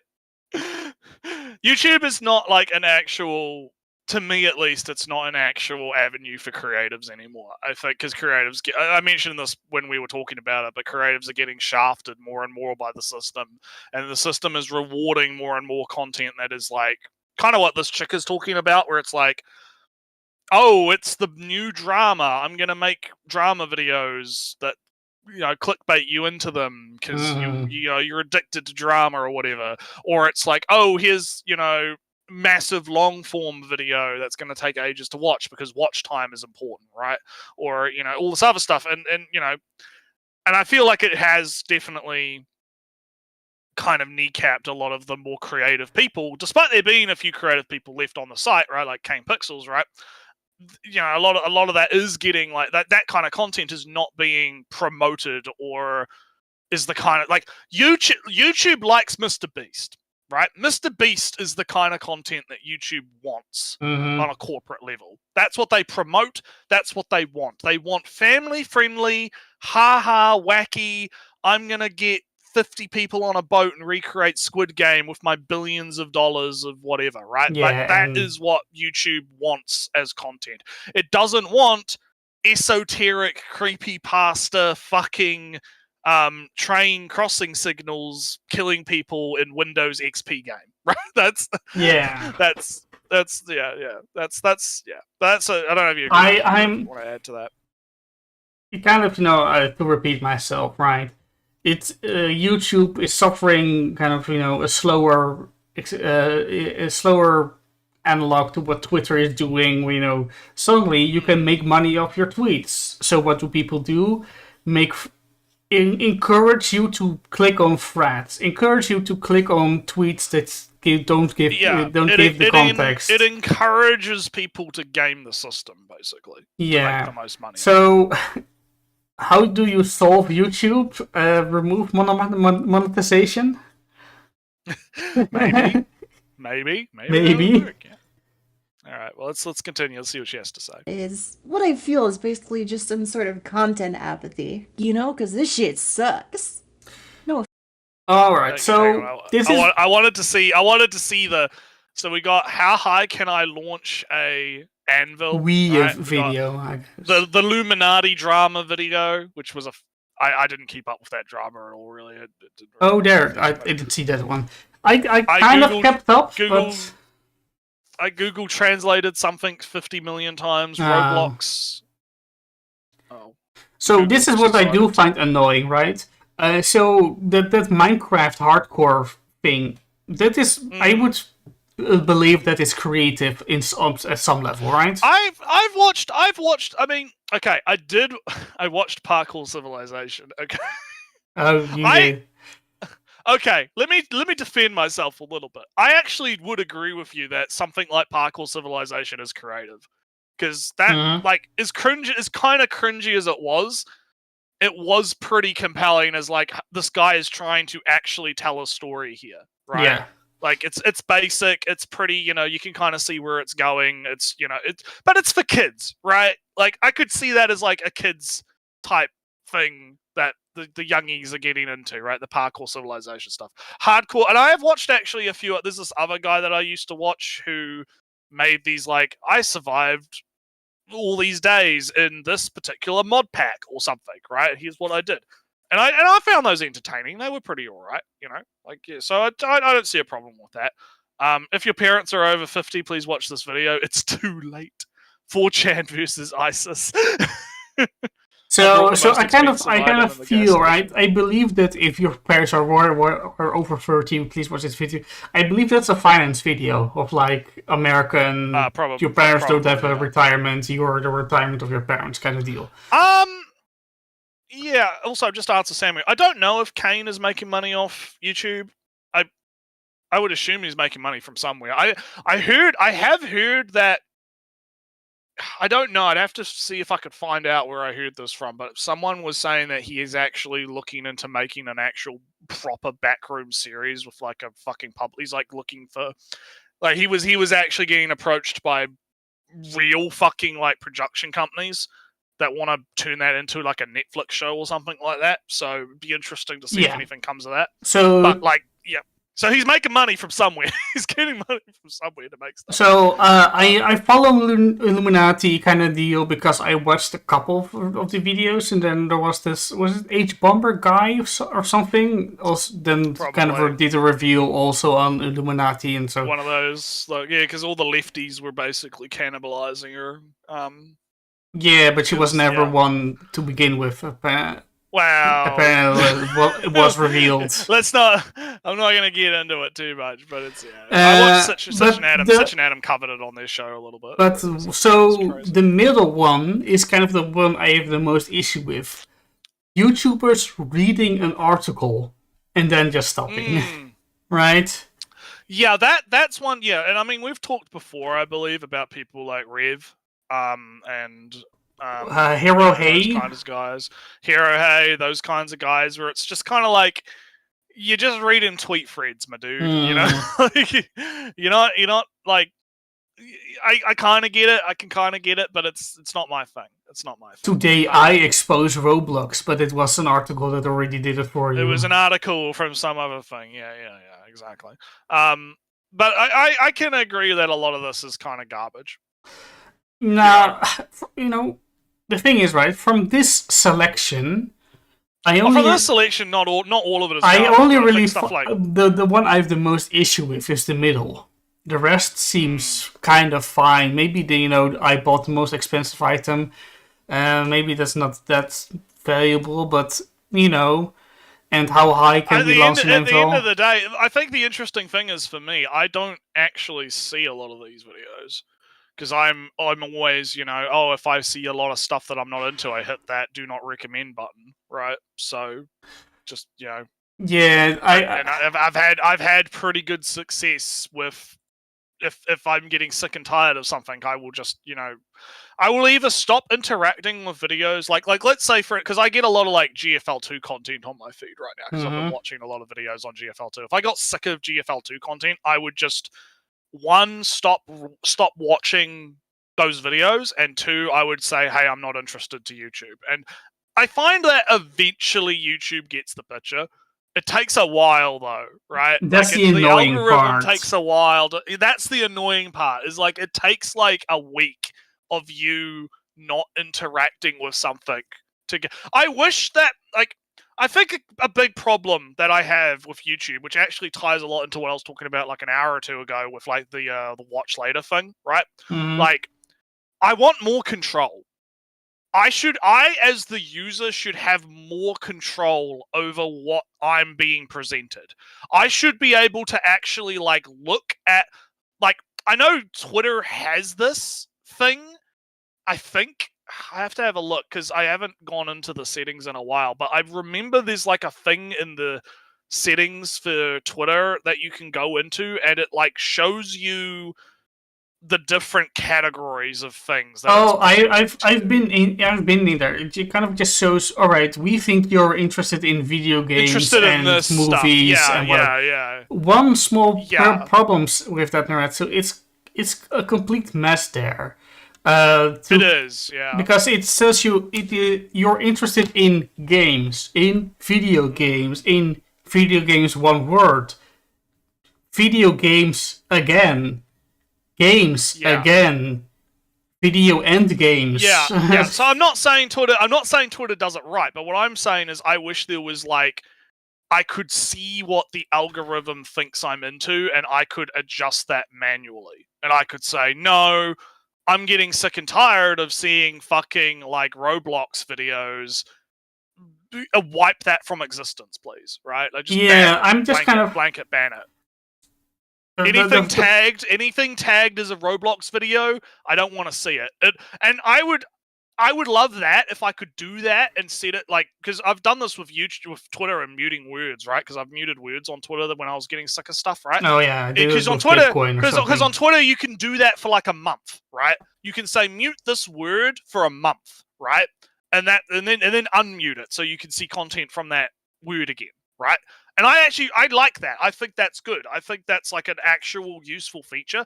And I wish YouTube had something like that too, where it's like, hey, I don't want to see 1,000 videos about the NVIDIA GTX 5080 Ti or whatever, you know? Like, I get the picture. I kind of want to not see that anymore, right? Let me cater my, you know, my fucking, you know, feed to how I want it, right? But the problem is we don't have that control. The best you have is click on it, do not recommend channel or not interested, right? That's like the only option that you've got. And you can tell YouTube why you're not interested, but the only options there usually is like, I've already watched the video, or I dislike the video, or, you know, whatever. I think all of my complaints come back down to that key, like, control is the problem. I want more control over my own experience and not be subjected to what the algorithm thinks that I want, right? I'm kind of like Five-O's talking about, you know, I watch not many VTubers, but I don't really care for the recommended videos after watching. Said, yeah, like you might watch one video from one guy, and then all of a sudden your entire feed is just fucking filled with that one VTuber or whatever, right? Yeah, or just, you know, I'm interested in a related subject, but if I'm watching this is what I had, a problem that I had with YouTube. Sometimes I wouldn't click a video because it was a new subject. It was a new thing. And you know, Nretsew, as everybody knows, if you click on a new category, a new subject as a video on YouTube, YouTube will just fill the entire feed with it. If you know, I'm watching my court videos, blah blah blah, on another drama in the courtroom, whatever, blah blah blah blah blah. Now, Nretsew, I'm clicking on your recommendation of the finance guy. Suddenly, half my the videos recommended are finance videos. Yeah. And that's the problem. And you know, I didn't mind because it was fine in the end. But I've stopped watching that finance video, Nretsew, but I'm still getting recommended finance videos in general. Yeah, it's too slow, right? It's too slow to adapt. And I feel like the way to fix that is just give me more control over it. Just let me manually adjust the dial, right? But of course, YouTube is not run by humans, so they don't understand. right? My conspiracy, they're all lizard people. They don't get it. They think, oh no, we'll just let the algorithm decide. It's fine. It's just, the black box will tell you what you want to watch. It's all right. Yeah. Let's continue. But anyway, let's. This shit sucks. No offense though. I ain't got any beef with crunchy bagels. Listen, I'm really old. I've been around for 21 years of age. Oh fuck, she's younger than me. And she's making a joke. I know. It's fun. It's fun. I feel here. Don't worry. I feel you, girl. I feel you. Oh, fuck. Something happened on Twitter, and I was like, damn, I feel old. It was like someone was like 10 years ago. Fuck. What the fuck? Hang on. I gotta go because I did. Skyrim was 14 years ago. Valkyrie Drive Mermaid is almost 10 years old. What the fuck? Yeah. God. Kill a kill. God. Older. You kill a kill. Yeah. Fuck. Yeah. You have those moments where you're just like shit. Like. Arknights is 5 years old now, and I'm like, oh god. Switch is 7. Yeah. On the ghost. let's let her continue. Internet. And that was a grave mistake. A very, very grave mistake. Hey guys, have you ever heard of gooning? What? Why? She's the older crowd that doesn't get on with the gooning. She's not a gooner. Okay. No. Do not end up like that, please, you. But the point I'm getting at is, after a certain point, you long for human connection and authenticity more than you would anything on the internet. And when you're just getting clickbait instead, well, apathy I just feel is the natural reaction you'll end up with, even as somebody who wants to care. Also, I didn't know where to include this, but YouTubers who hit 1 million subscribers, why are so many of you pedophiles?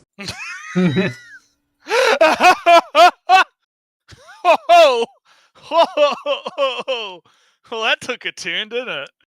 Man, she's referencing an old ass meme. Yeah. Look at that. You remember the beer? God, I remember the bear. Yeah. If you don't remember the beer, then you're showing how young you are. If you don't remember the beer. Oh no, it was terrible. I was watching. I was in another server, right?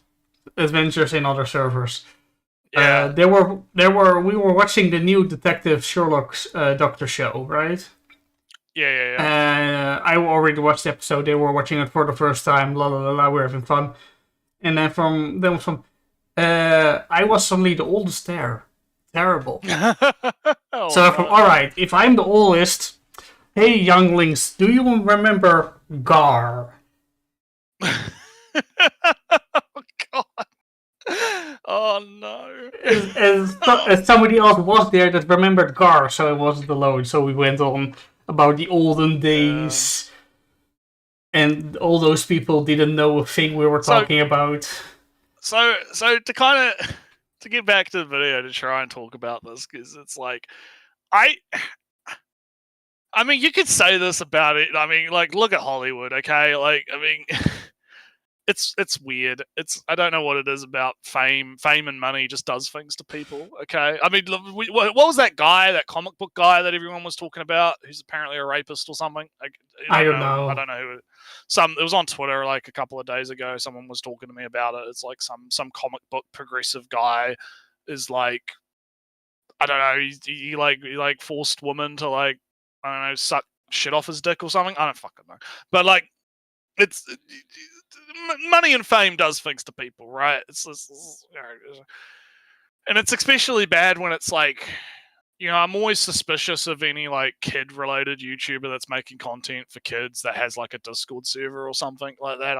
But like, gotta keep that at arm's reach, you know, for safety, right? I wouldn't, you know, like, even if like you're not actually up to fucked shit, like, I think in general you should just like not fucking get involved in any of that shit. It's not fucking, it's just avoid interacting with minors on the internet as much as possible. Just don't fucking go near them. It's not worth it. It's fucking hell. Yeah, it's I don't know. This is a really weird thing to throw into the video. Yeah, but you know, I'm kind of just thinking about the somewhat weird American attitude sometimes. Oh no, he was 18 and she was 17 and 10 months old. Oh, how terrible. Yeah. There's been I saw a tweet where someone was like a 22-year-old and like a 35-year-old is like pedo stuff. Like, what the fuck I have slightly like, more what issue. the fuck? I have more issue with that actually than somebody who's 18 and 3 months and 17 and 10 months. I have less issue. Like you could make an argument about power dynamics or whatever, and like financial dynamics or something like that. Or there are arguments to be made, but like they weren't making those arguments. Is the problem? They were saying it's like, yeah, there's kind of it's weird. It is odd to say that I'm always a bit, when somebody comes out with the pedophilia allegations, I'm always from, all right, were they like 18 and 16? Is it actually a case? Or was it like that happened? Is it 30 and 12. That's a big difference between those two. Yeah. It's like you gotta like that's become a massive problem because it keeps happening, right? Where it's like someone will be like on Twitter and they'll be like, "Hey, here's my like tweet longer massive thread about this YouTuber who's like a groomer or whatever," and then you look inside and it's like, oh, they just like lollies and they like, yeah, that's it. It's like nothing else, and I'm like I'm not disappointed because I'm like I don't care, right? But it's like I don't like that because it causes apathy. Because then when a real case happens, everyone has to be like, well, is this actually going to be a real case or is it just another like bunch of shit? Nah, and that's why I'm saying like you guys like just avoid that shit like the plague. It's not worth getting involved in any of that shit. It's just fucking nonsense. But yeah. Anyway, yeah, I haven't heard about that much pedophilia in big YouTube circles though. At least, I guess I think it depends. Like Minecraft has a bit of a reputation for having a lot of shit. Roblox as well. I think I honestly think any fucking like communities that are centered around like kids' properties. I guess that explains it. I'm not into those. Yeah, so. Exactly. See, it's like I said. You stay the fuck away.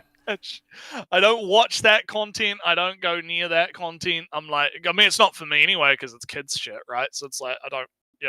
But like I think you're naturally gonna find that predators are gonna gravitate towards things that kids are into because they're going after the kids, right? So, god, I hate messy subjects. This shit, dude. It is a messy subject, and I'm like, God, am I gonna get cancelled because I'm talking about shit? It's like, God. Nah, cancel.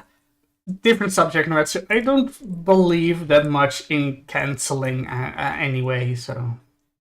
Well, I mean, we could have a debate about that, but it's because it depends, right? But it's like, yeah, no, I just let's see where she goes. I guess she's had her tossing. She tossed in the pedo beer, right? She tossed in the beer. Good old reference, I guess. Good reference. I'll give her that. Shows that she's a real G, but shows that she's real. But yeah, I do think that because she mentioned before she did it, like, oh, I couldn't fit this anywhere into the video, right? Like, then why do it? Like, I don't actually get like what the point it's what of she this thinks about YouTube, I guess. I guess, but it's like I don't feel like it was necessary to just toss in like, oh yeah, all these 1 million subbed YouTubers, like VTubers, oh god, all these fucking YouTubers are end up being pedos or whatever. It's like, I mean, yeah, but it's just Anyway, let's keep going. Seriously, stop it. Get some help. Man, she's got good meme taste. I'll give her that. She does need a better mic or something. Yeah. Well, I mean, my mic's not that great either, but I think you sound better. Yeah, I mean, it's fine. Help. Although, if I'm being honest, it is a little more than just apathy, because how about a little Martyrs Brigade 99 for you? Because I have absolutely no respect for these drama dudes. Yeah, a lot of this is just I'm not. Yeah. I mean, I just don't watch any of this shit, and I don't see it, so I don't think I've ever seen any thumbnails like this in my life, really. If I have, I think I have. This style looks familiar, so I maybe have seen it some time. But well, let's see. Maybe she calls out. Maybe she pulls out a Pacific person. Let's see. Nobody's drama videos for the people behind the camera, except Charlie. He's cool. The rest of them, fuck you. God. Fuck you. Except that one guy that I actually like. He's cool. I don't know who Charlie is, so it doesn't. I think that's Moist Critical. I think he's called Charlie. I think that's his name. I used to watch a little bit of Moist Critical. I think he's alright. He's okay. The thing is, all right. My grandstanding moment, real quick. All of these white guys behind the desk, or even even Indian guys, doesn't matter. That just read articles and give their opinion, whatnot. I don't read care. Twitter threads. I don't care, even if you're a pro gamer or whatever. I don't care about your opinion. I don't care how many subscribers, how much money you make from talking into a camera. If you bought a house from it, I don't care.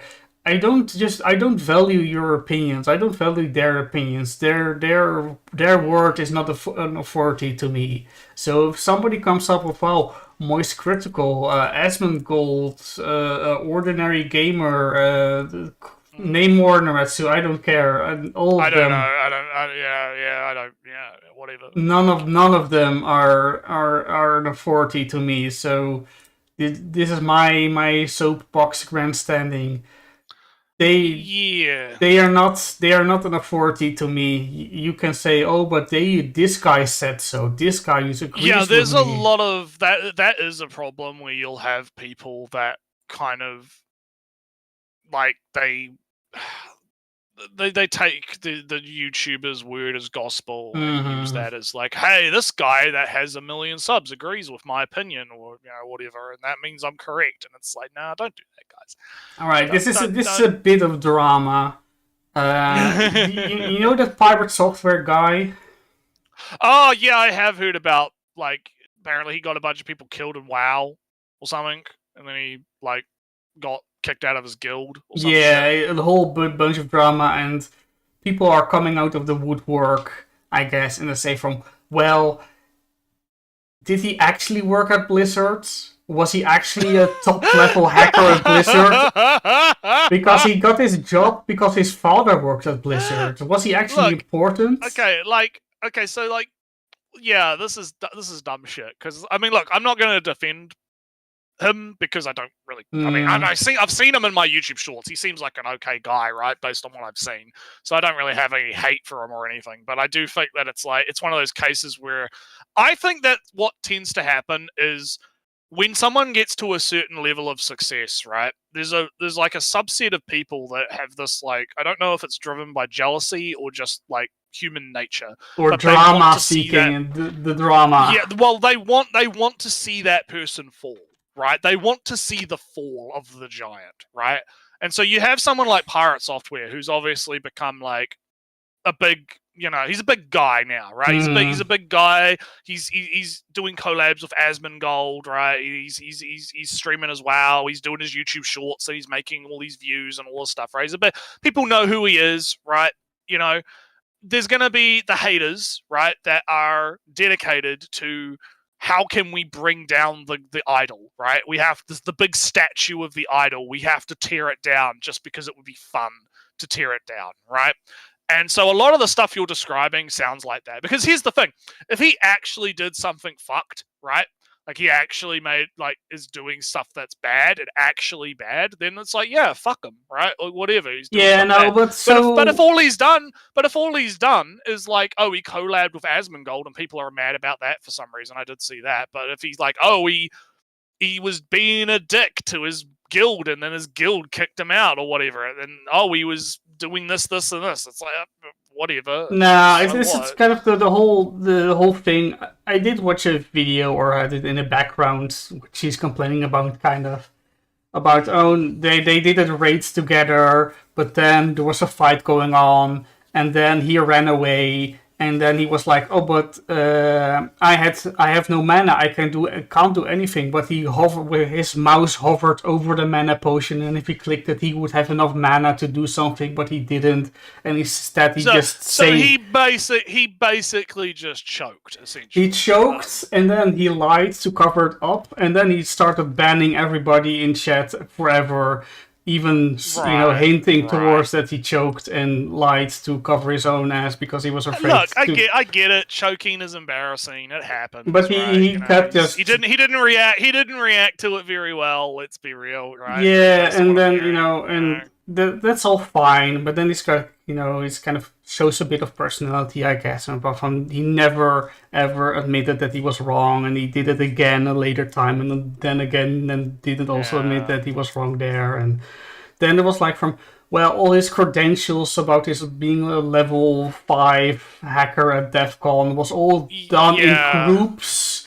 So it was not all him, and he was claims to have contacted Blizzard, but he hasn't worked there in 5 years. So if he's saying I can get you banned from WoW if you say bad things about me, that sounds really... No, he doesn't. He hasn't worked there for years and whatnot. Yeah. It's just, shows a bit of... That's the drama of dude, ego is the destroyer of worlds. Yeah, right? ego brings you down. Also, right? he promised. Temper your shit. Also, he did a Kickstarter for a game, and the game he said he's very busy with the game, but it's been 8 years and it's still not out. Oh no! Yeah, the ego. But it's one of those things where it's just You got drama and you got exposed. You get drama and you got exposing bad behavior, and sometimes they're the same, right? Oftentimes they're the same. Yeah. Like again, if someone's actually doing fucked shit, I do think it's important to. No, but the issue with Pirate Software is just he's pretending to be more important. But he's not. That's the thing. Yeah. He's not doing actually fucked shit. No, but he's just pretending to be more important than he is, and banning everybody that says he's not important, and being kind of mean and asshole. He's like Elon Musk and yeah, kind of. But the Elon situation's a little different. But anyway, let's keep going because we got to get through this video because we're actually not that far. Well, we are talking about YouTubers, so I guess it's we keep getting distracted on these tangents for like all these other. All right, Samuel wants a quick point. Oh yeah, maybe I'm being a bit quick, but her point in all this, YouTube feels more corporate. Yeah, that's what I'm getting at. Yeah, I said you solve all of this by removing monetization. Yeah, you pretty much do. Yeah. Like, allow people to do Patreons or whatever, but the actual like YouTube monetization disappear, go away. Yeah. But anyway, let's see what she's got to say. Let her yap for a bit. Broad say. Like, seeing this in my YouTube topics was genuinely depressing. What's in your YouTube? Like I've got gaming, live, Arknights, music, War Thunder, podcast, GFL2, Azure Lane, audio commentaries. This is a risk, but I'm going to log into another account on the browser. Oh no! So it's game, podcast, live, animation, action, adventure, recent. That's this one account and the other account. So no drama in that one. Yeah, I don't have any drama either. Like, it's the same. It's games, podcast, live, animation, action, adventure. Yeah. So it's all kind of pretty much games and anime, I guess. Electrical engineering is a funny one, I guess. But yeah, no, it all looks yeah. The topics on the top of mine are all pretty normal, so it's not. I think part of the problem is like. I don't want to put like all of the like onus on her, right? But you know what I'm gonna say, don't you, Ellie? Do you know what I'm gonna say? The thing is, I don't believe that. You know what I'm gonna say? I don't believe it. I don't agree with that. No. I'm gonna do it. I'm gonna say it. It's not true, Nretsew. You control. Nah. You control. Not true. The pixels. False. On your screen. Fake news. Fake. Let me explain, right? Because if she's watching or interacting with so many videos, maybe that aren't directly YouTube drama, but might be tangentially related. Mm-hmm. Maybe she watches, like, she mentioned Moist Critical, right? Yeah. Moist Critical sometimes does videos on YouTube drama. And so maybe she's watching those videos, or she's watching Moist Critical's other content, and YouTube is going, hey, that Moist Critical dude, he makes drama videos. Maybe this girl likes drama videos. Let's give, So I don't want to do a victim blaming here, but I do feel like sometimes there is a personal responsibility element here to kind of like curate the feed yourself a little bit, right? It's like I was saying before, if I was getting sick of a certain topic, I would stop interacting with content from that topic, and then it would go away kind of, on its own, right? A little bit, right? So Yeah, that's yeah. I know you don't believe in the you control the pixels on your screen meme, but I feel there's a little bit of that going on here, right? Because if you are interacting with so much drama content that your topics comes up in your fucking topics, right? Maybe there's a bit of personal responsibility that needs to happen just a little bit. Maybe it was just researching and then she saw it and then was, oh damn, there's an actual tag for it. Yeah, that could be the other issue. Yeah, maybe she's doing stuff for like another thing and then it gets the wrong idea, right? Like that could happen. Yeah. So let's keep going. Yeah. If you don't mind, I'd also like to take this in more of a personal direction to just talk about storytime animation since it's what I make, and what I always say here just applies to like more of YouTube because you're smart and you can figure out allegories. But I make this stuff because I genuinely enjoy making it. I might not get much monetary reward for it at all, at least not from YouTube. And it might take me 3 months to upload my videos, because it's my fault. I'm sorry, by the way, that it takes me this long to make videos. But this is the closest to what I have to living out my dream for YouTube. I grew up with mainly Sky Does Minecraft as my biggest inspiration. Oh man, that classic YouTube UI, or classic looking-ish UI. Delicious. But I get where she's coming from, though. She's kind of making the point I was making before about animators, right? Because storytime animating, I don't really watch a lot of that content myself, because basically what that is basically people do these like little short skit storytime. Hey, it's kind of like what we do with the touching grass segment, except they animate it. Right? Yeah. Where it's like, hey, I have social issues, anxiety issues. Let me talk about it, and then I'll animate what it's like to have social anxiety issues or something like that, right? And I've heard that content is really popular, right? People like that stuff. It's it's pretty good. I mean, she didn't, and then good on her if that's the stuff that she wants to make, and she's having fun doing it. At the end of the day, I don't have any problem with it. And I pretty much agree with you, right? Like it is tough for people making that kind of content because again, it takes so long to make.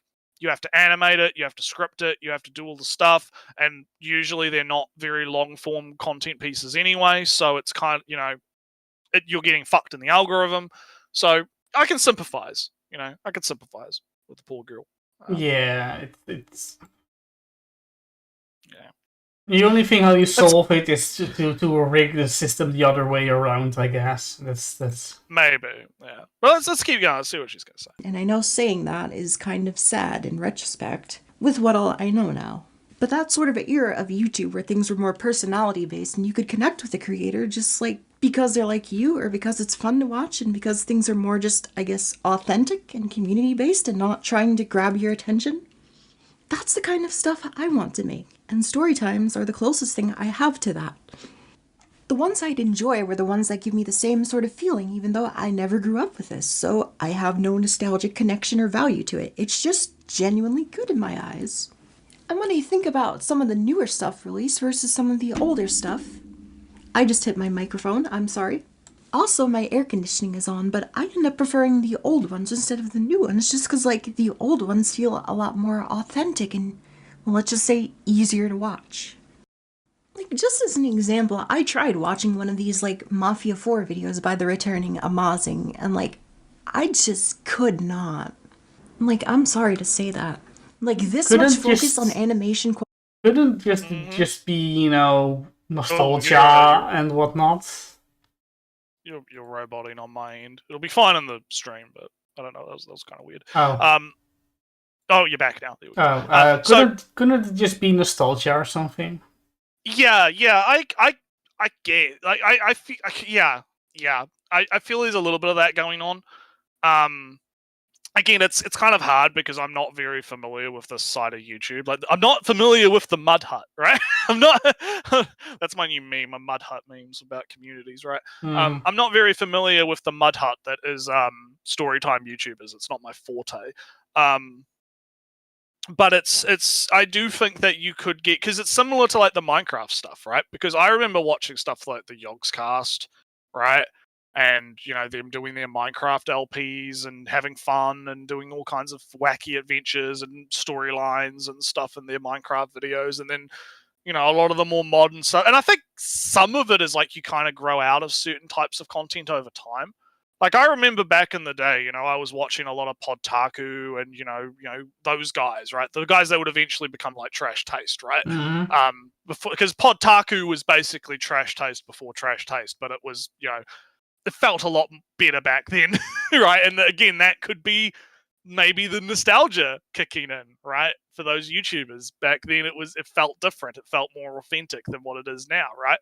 So again, it's weird because I sympathize with what she's saying, and I can feel the same feelings. I could empathize, but at the same time, I do think that perhaps maybe you can't hold, like, the old thing isn't going to last forever, right? New things are going to happen. Different types of content are going to arise. Kids are not interested in the same things that they were back when we were kids, right? It's it's one of those coming of age things that nobody cares about Bionicles. The next generation is doomed. Yeah, exactly. Total, the Zoomies are going to destroy the world. Yeah, it's all over. They don't know about the Unity. them and their Fortnites and their skibbity toilets and their, Unity. What? What are 3 things? It's I know, of course, in my own language. Unity, Destiny. Yeah, something like that. Animation storytime channels aren't my thing, but I think she's complaining that YouTube is recommending new storytime channels that don't feel authentic. Yeah, that's pretty much what I'm getting here too. But here's the thing: I reckon that those new channels, they're just playing the game, right? They're playing the game. They know what's successful, right? And they're doing what they have to do to survive, right, in the algorithm, right? Old things certainly aren't going to last forever with that attitude. Look, listen. Cling on to the past, and that's it. Cling on. Be DSP. Hold on to dear life. Be the Dark Side Phil and cling on to Dark Side Phil. Cling on. Don't buy an Elgato. Record that thing with your camera on the television. Never, ever change. Oh, man. But anyway, let's keep going. Quality, in my opinion, I honestly feel like detracts from the experience. Like, I'm glad all these artists can get paid, and I'm glad, like, you can get to that point where you have this much, but man, can we just chill for a second, What also frustrates me is that whenever I discover the ever-elusive new storytime animator, it's always for what I assume would be just the reason of a fancy art style. And, like, cool that you have that, but it's just like, you know what I'm looking for. And the thing that frustrates me most is just feeling like I have to live up to this sort of standard. That my work doesn't deserve to get given a chance just because the art style doesn't look as fancy or eye-catching to this overstimulated fucking... Isn't this a slightly entitlement? A little. I do... It's sad because it's like, I get what she's trying to say, but it does come off as very entitled. Because it's almost like, ugh, why isn't my work being recognized? Even though, all these people that do this flashy animation that takes a shitload of time, and yet my work is not getting... I don't think she's trying to come off like that, but she is the problem. Because I get it. Like, it's... Yeah, I understand. I think part of this is, like, there's this misconception that, just because something is, like, lower quality in certain aspects, that means that it's all bad, right?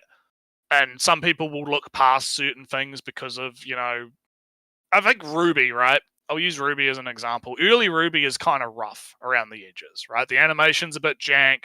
They were using that, like, 3D software. Sometimes it would look a little bit weird, right? You'd have stuff like Ruby shoving cookies into her mouth, right? You'd have weird animation stuff where things would go 2D randomly, right? To compensate for the technological problems, right? But there was still something endearing about it. That's why a lot of people stuck with it, right? And kind of got into Ruby, right? It was because of the fact that it had, even though it was jank on a technical level, right? It was endearing, right? It was endearing because of the jank. And I think that's kind of what she's trying to talk about here. That's what she's trying to convey, is like, just because something is jank doesn't necessarily mean that it is lesser than something that isn't. Like, a high production Marvel movie, right, is, can get recognized for being a high production Marvel movie, but let's say like a budget attempt at a high production Marvel movie that doesn't have the budget but still can produce something that might look a little bit more jank and rough around the edges, it could still be a fun and enjoyable ride, right? Yeah, old Ruby had heart. That's a good way to put it, Samu, right? It's like, and I think that authenticity shines through in the content, right? And I think eventually you will get recognized for that, right? Even if you're not going to be as popular as, like, I don't know, someone who's got like 1 billion subs because they appeal to the masses, right? If you just stay true to your authentic self, right, and produce the art that you want to produce into the world, right, you will slowly gain, the fans, right? You'll slowly get the people that are into your stuff, and that could be like 10 people, that could be 100 people, it could be 1,000 people, but like they'll start slowly recognizing your work for what it is, right? At least that's how I view it. Yeah, there is of course always the some people will just fade away. Some people won't get an audience at all. We got an audience of 5 or 7 people. Yeah, we don't, and not counting you, Nretsew. Not counting me. Yeah. Well, here's the thing, right? Is we don't do this for like the views or the money or the stuff. We do it because it's fun to hang out and chat. We do it because it's fun to hang out and debate and chat and go over YouTube videos and talk about them and talk about anime, right? And talk about stuff like, it's just fun, right? We're just doing this for fun. We're not doing this for like we could be, if we wanted to put in more work, right? We could be doing 3 streams a week. It'd be kind of hard, obviously, but you get what I'm saying, right? We would transition to doing like 3 streams a week. I would be doing like more clips. I'd be producing like 100 fucking clips a week or something, right? I'd be pumping out YouTube shorts. I'd be pumping out like all kinds of shit to try and get us more traffic, more eyes, right? And that would be the way that we would, you'd basically have to start playing the game, right? You have to play the game to win the game. And we're technically not really playing the game, right?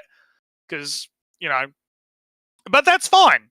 There's nothing wrong with that. If you don't want to play the game and you just want to have fun and you just want to, sit on a lower view count and just, have a good time, then I don't see anything wrong with that. I think that's fine. But I guess what she's kind of complaining about is like maybe she doesn't feel the kind of not just her content, but the kind of content that she's into is kind of fallen to the wayside and is not being recognized for the good that she sees in it, right? By the new masses, right? We're not playing the game. We're in the single player building house, and that's okay. Yeah, exactly. We're in our little corner of YouTube, just having fun, right? And that's fine. But anywho, let's continue. We're getting close to halfway there. So Alright. That's what I mean. I kind of want to get through this so we can talk about anime, but we'll see how we go. Fuck. And part of what I liked most about that all older style of storytime and just older YouTube in general is that sense of accessibility, or that anybody could technically make this if they were dedicated enough. Because that was basically what it was. It was just people in their room recording, not like teams of people or hours and hours of editing. Like, that ain't YouTube at this point. What is this, fucking Netflix?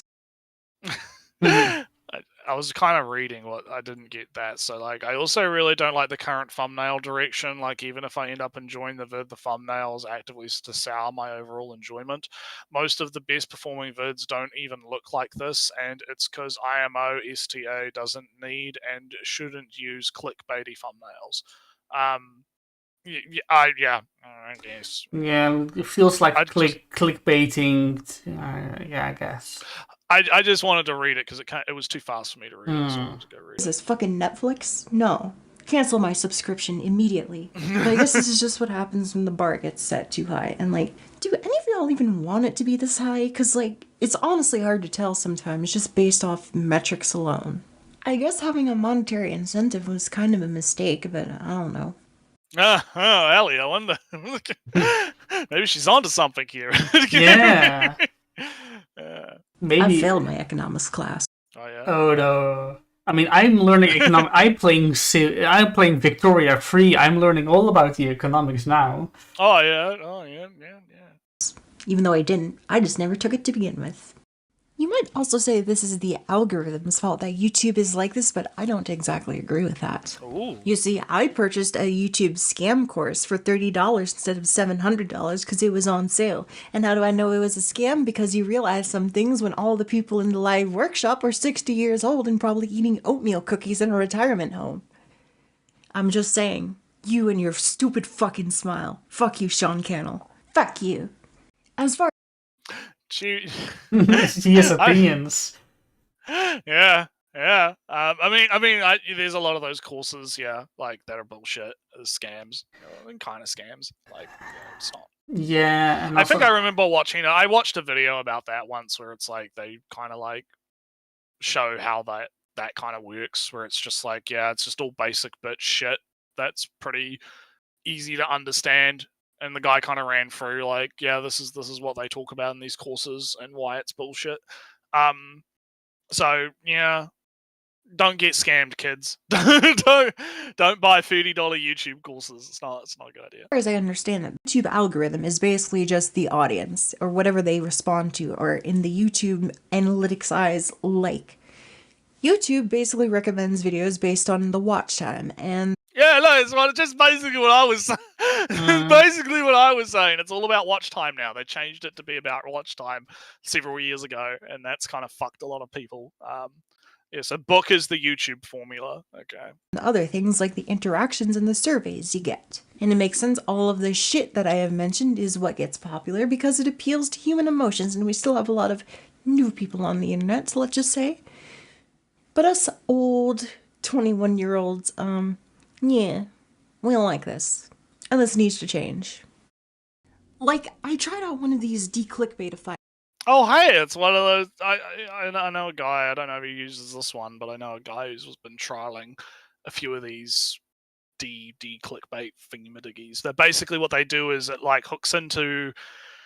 It's the same as the sponsor block thing where it's like user input, so users will like tell the users tell the extension, hey, this is where the sponsor is, right? And then that's how it detects where the sponsor is. It's like via reports. This is similar, but it's for clickbait, where it will change the title of the YouTube video based on people sending in, this is what the video is actually about, right? So let's see what she has to say about it. Extensions. It's made by the same person who made the sponsor blocker extension. Oh, look at this! Yeah, it's made by the Hey. same person who did the thing. Yeah, look at that. And man, this makes a world of difference with how YouTube feels, because it feels like the old YouTube now. Or at least a YouTube that's more honest and not algorithmically focused. And I think this is pretty cool. You can just have the community write a more honest title for. Yeah, good examples. So if your parents, basically what it does is it changes the thumbnail too, I believe. Also the Like, title, I believe. Yeah, it changes the title and the thumbnail. So it's like Notch just announced Minecraft 2. Notch posted a poll on Twitter asking if she should make a successor to Minecraft, right?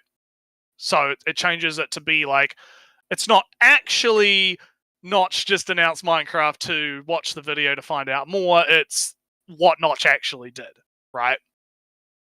Yeah. So anywho. For a video. I would love to see this as an actual feature in the future, just because like it incentivizes more creators to like Also be odd. more honest. Did you see that? It's annoying. There was like a green flash, like in between the Oh yeah, I kind of do, yeah, because I have the stream on a delay on my other monitor. I did see that, yeah. It was just probably just an editing error on her part. Yeah, but anyways, continuing. And it could be like optional and stuff. Like I'd buy YouTube Premium if this was in it.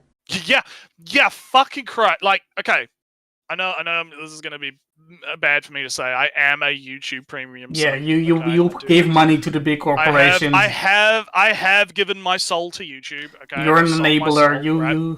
I am an enabler, but I mean the reason I am an enabler is, well, one, it was because I used to get a discount on it because I was on it for so long, and now they've raised the fucking price. Fucking cunts. They keep raising the goddamn price of it. But the real thing is like, you get YouTube Music with it, and I actually care more about YouTube Music than I do about YouTube Premium itself, which is weird, right? Because like, I've probably told the story before, but back in the day, I loved Google Play Music. Google Play Music was actually a really good music app. Like, it was actually, I loved it because you could put your own music into it and you could load up all your own songs, and like all of the algorithm shit was kind of like in its own corner, and you could play around with it if you wanted to, and you could listen to anything that was in Google's music library or whatever, right, of stuff. And it was great. It was great. It was great. Mods remove Nretsew's gooning privileges. But it was good. It was good. I liked it, right? I liked Google Play Music. I used it. It was my main music thing. I didn't use Spotify or anything like that. I used Google Play Music specifically because it was so easy to use, right? And then when YouTube Red dropped, right, they were like, hey, if you buy YouTube Red, you'll have no adverts on YouTube, and you get the premium version of Google Play Music for free. And you can have all access to all of that. And I'm like, hey, that's cool. Awesome. Yeah, actually, I think that's, I wouldn't buy it normally on its own, but if it's bundled with YouTube Music, sure, why not? And so I did buy it back in the day. I brought YouTube Red back in the day when it was YouTube Red. And then eventually they switched Google Play Music over to YouTube Music, and it became exponentially fucking shittier as a result. As it does. Because Google is not run by fucking humans, and they don't know how to make anything that actual humans want, right?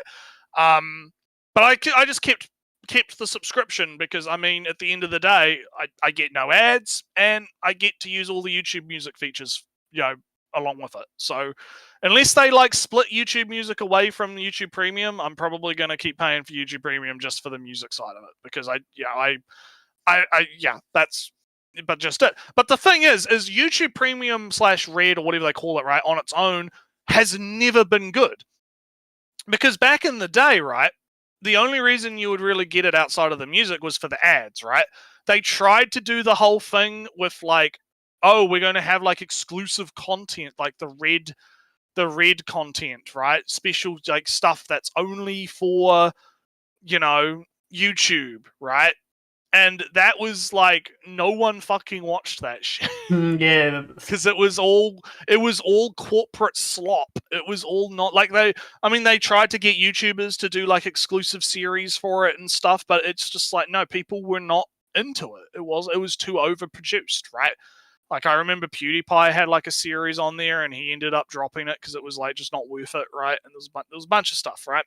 And now it's like, oh yeah, you get a few extra features. You can play stuff in the background. You could, download stuff. I don't really download stuff that much, but you could, unless I'm going on like a road trip, I'll download stuff. But if I'm not, there's no point, right? I don't care. And it's ad free, right? There's not really any incentive to get YouTube Premium, really, because people can just ad block anyway, even though YouTube screams about it, right? So it's kind of like, yeah, like if they were actually offering like, hey, you can have more control over YouTube if you buy premium, right? I think that would make it worth it. I think if you could like adjust the style of YouTube and change the UI and change the algorithm yourself and have your own personal algorithm and change it around and decide what you want to see and what you don't want to see, right? And all that kind of stuff. I think that would make YouTube Premium way more worth it. But they're not going to do that. And to kind of finish off so that we can continue, or if you want to chime in, I think the reason they don't give us more control is because they want to push, like, they don't want you to block in like the big news channels or Jimmy Kimmel or like any of these like major like mainstream TV brands, right? They don't want you to like block those, right? They don't want you to be able to block the things that are actually paying the bills, right? Those sponsorships from.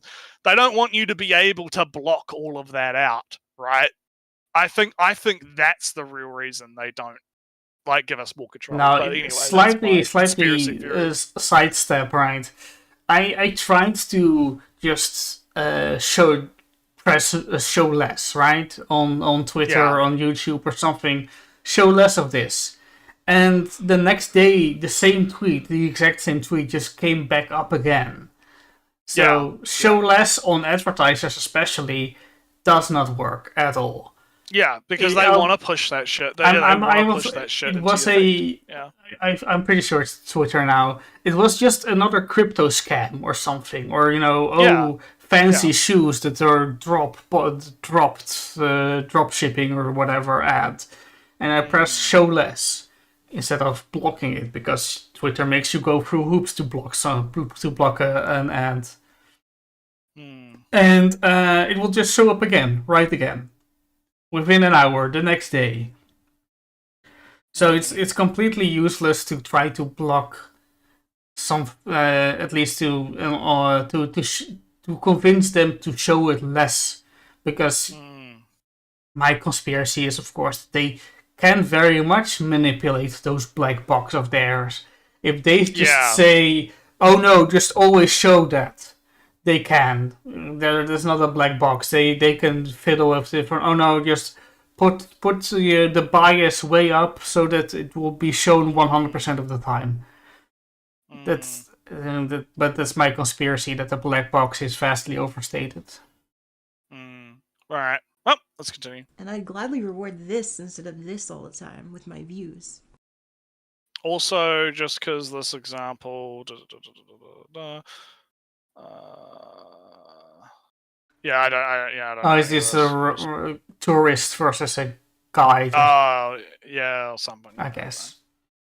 Big epic transition. You may have also noticed the lack of shorts and TikTok commentary in this video, and that is because I do not watch shorts or TikTok anyway. Good for you. I mean, I like shorts. I actually think shorts is okay. I don't have too much. I wish, again, more control would be nice, but I've kind of figured out how to kind of game shorts a little bit. As long as you just don't linger on things for too long, you can kind of manage to sort it out. Because again, it's all watch time based. So if you watch a certain short for a long enough time, the algorithm's going to be like, "Oh, he likes that content, so watch more, send him more of that content." And then if you just skip through them really quickly, right, and you just stop watching that content, it eventually figures it out. It's just TikTok, on the other hand, well, we could have a whole entire fucking cast. Well, it would be very short because with TikTok. I don't really care about TikTok either in any way. So no. I don't use TikTok. I've never used TikTok. I don't care about TikTok. I only use YouTube Shorts just because it's there, right? Because it's that I have access to. I guess that you. I don't like YouTube Shorts because it's such a.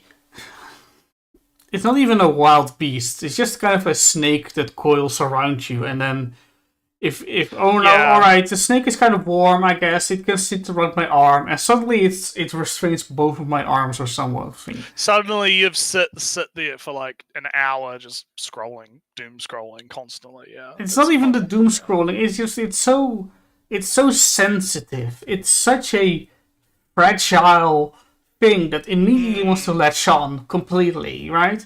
Even if you see a short that you are interested in, it wants to latch on immediately so strong, and it's so hard to push it in another direction. That is, for me, it's just way more. If I see a short that I think to myself, I would be interested in that, but I'm not going to watch it because it would just be annoying to get rid of it. That's my problem with shorts. It's alright, even if there's a benefit, it would give me cancer because it's toxic, right? Yeah. That's my problem with shorts. Oh, good for you, Samu.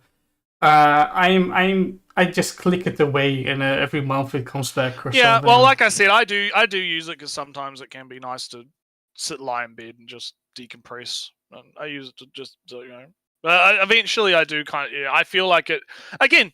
It all comes down to I wish I had more control, right? I wish I was able to be like, I want more of this. Give me more of this, right? Without having to force it, right? Like having to do workarounds and having to it's the same physically thing. Fucking beat the shit out of it. It's the same problem I have right now with Twitter, right?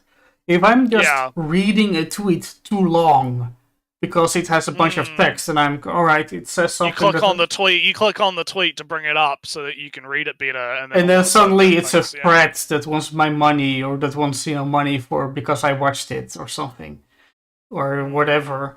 And for oh no, because I clicked this tweet, I'm getting 1,000 other tweets finance like it, yeah. tweets, and then alright, gone. And I'm clicking on, even if it's something I like, even if it's Fire Emblem, rumors about the new Fire Emblem game. Alright, click on rumor for Fire Emblem. Alright, rumors about Fire Emblem game. I know I'm informed. I know that for the next week, for the next month, I will be getting fandom wars on Fire Emblem Fandom Wars Twitter for the next month. Yeah. I get, if I click on fighting games, oh, this is a cool move, this is a cool combo. I play the tiniest amount of fighting games. I click on the video. Alright, that was an impressive combo, I guess. I click away, I go on, and for the next month, I'm getting, no, Tekken is better, no, Street Fighter is better, but we can all agree that Mortal Kombat is trash. And that's and about tournaments and fighting game players that say something is just immediately a coiling snake that you want to pet because it looks cute, but it's around your arms, it goes up the trousers and snakes around the legs and makes me trip or whatever. It's just annoying to deal with Twitter, with shorts, and that's why I don't want to really use either. Right, well, let's continue. I've only spent 4 hours on them in my entire life. And I've only spent 4 hours on them. Okay, that was pretty funny. That was pretty good. We kind of ruined the timing on that, but that was pretty I good. plan to keep it that way. Because they suck. Although it is a little worrying when YouTube themselves say YouTube Shorts are kind of cannibalizing their core audience. And even though they're like 3 minutes long now, I would rather you just make a long form video if you put any semblance of effort into your stuff. Because Saint Riot said it, and I'm going to steal it.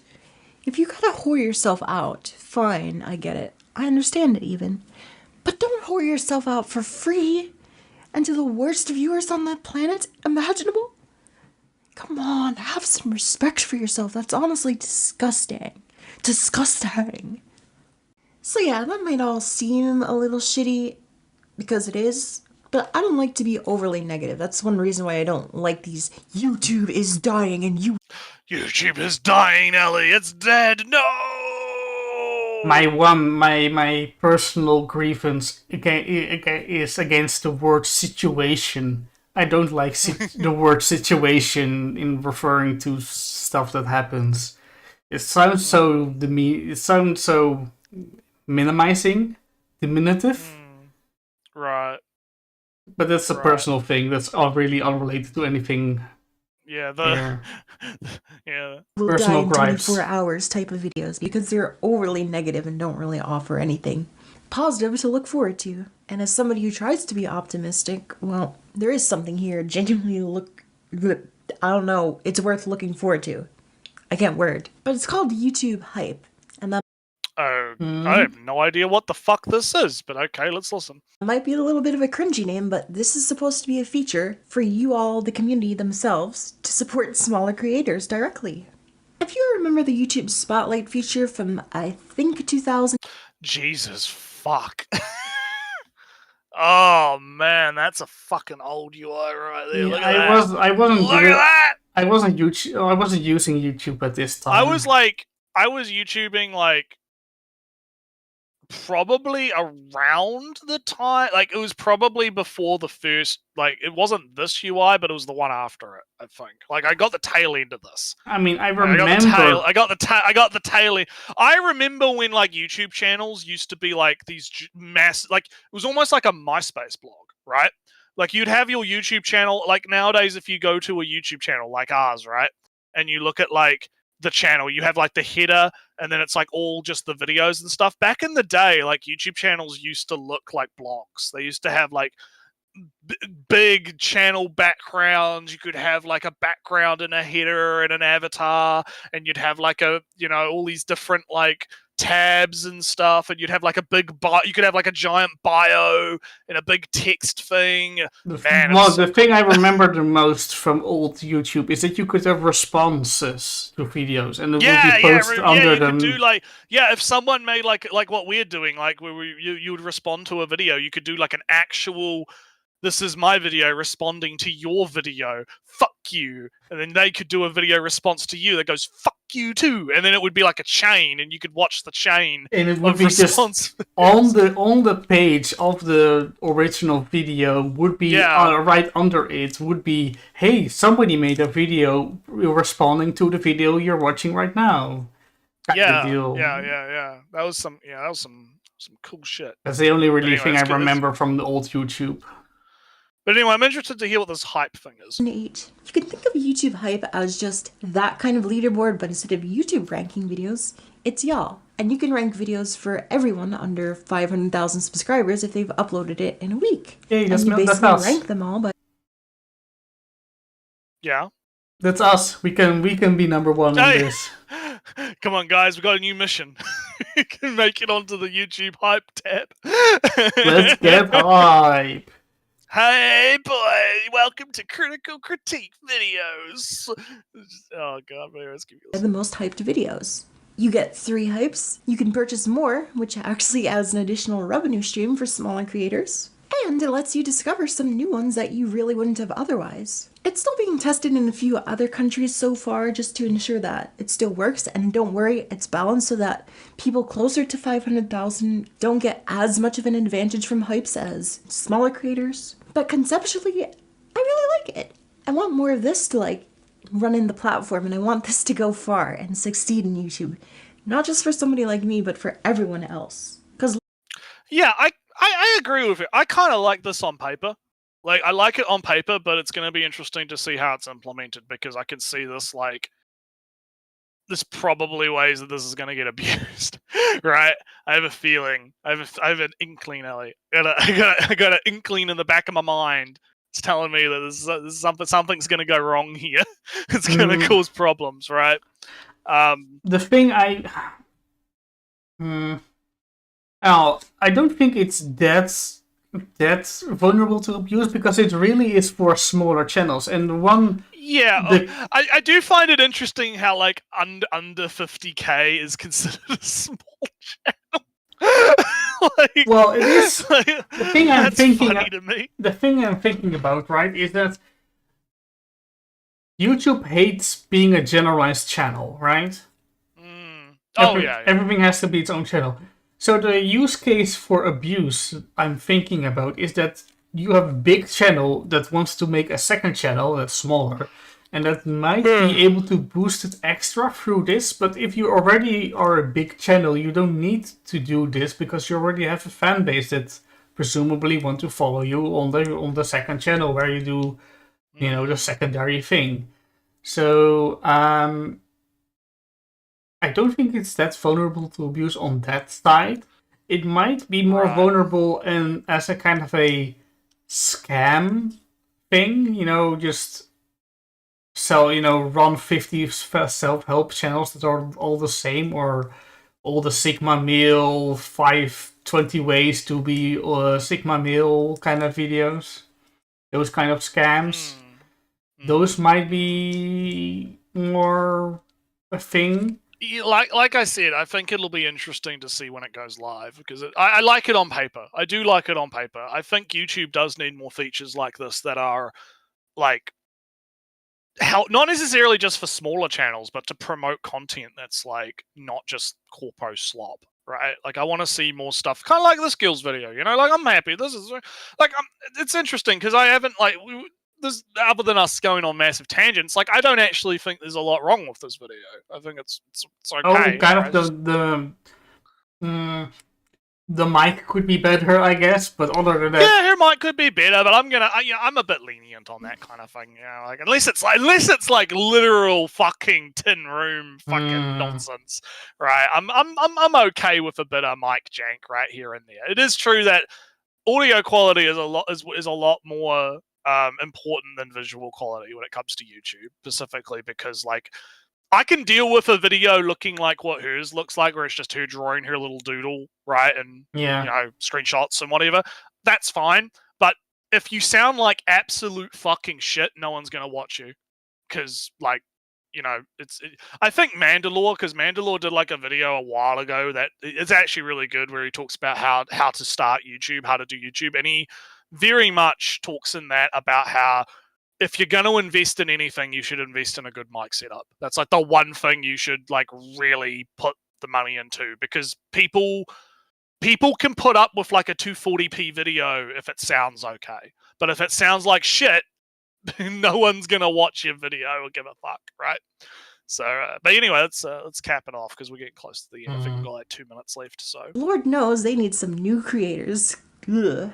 I wonder how that person who called him the Antichrist feels right now. Also, oh my god, there are cop cars outside. That's not convenient at all.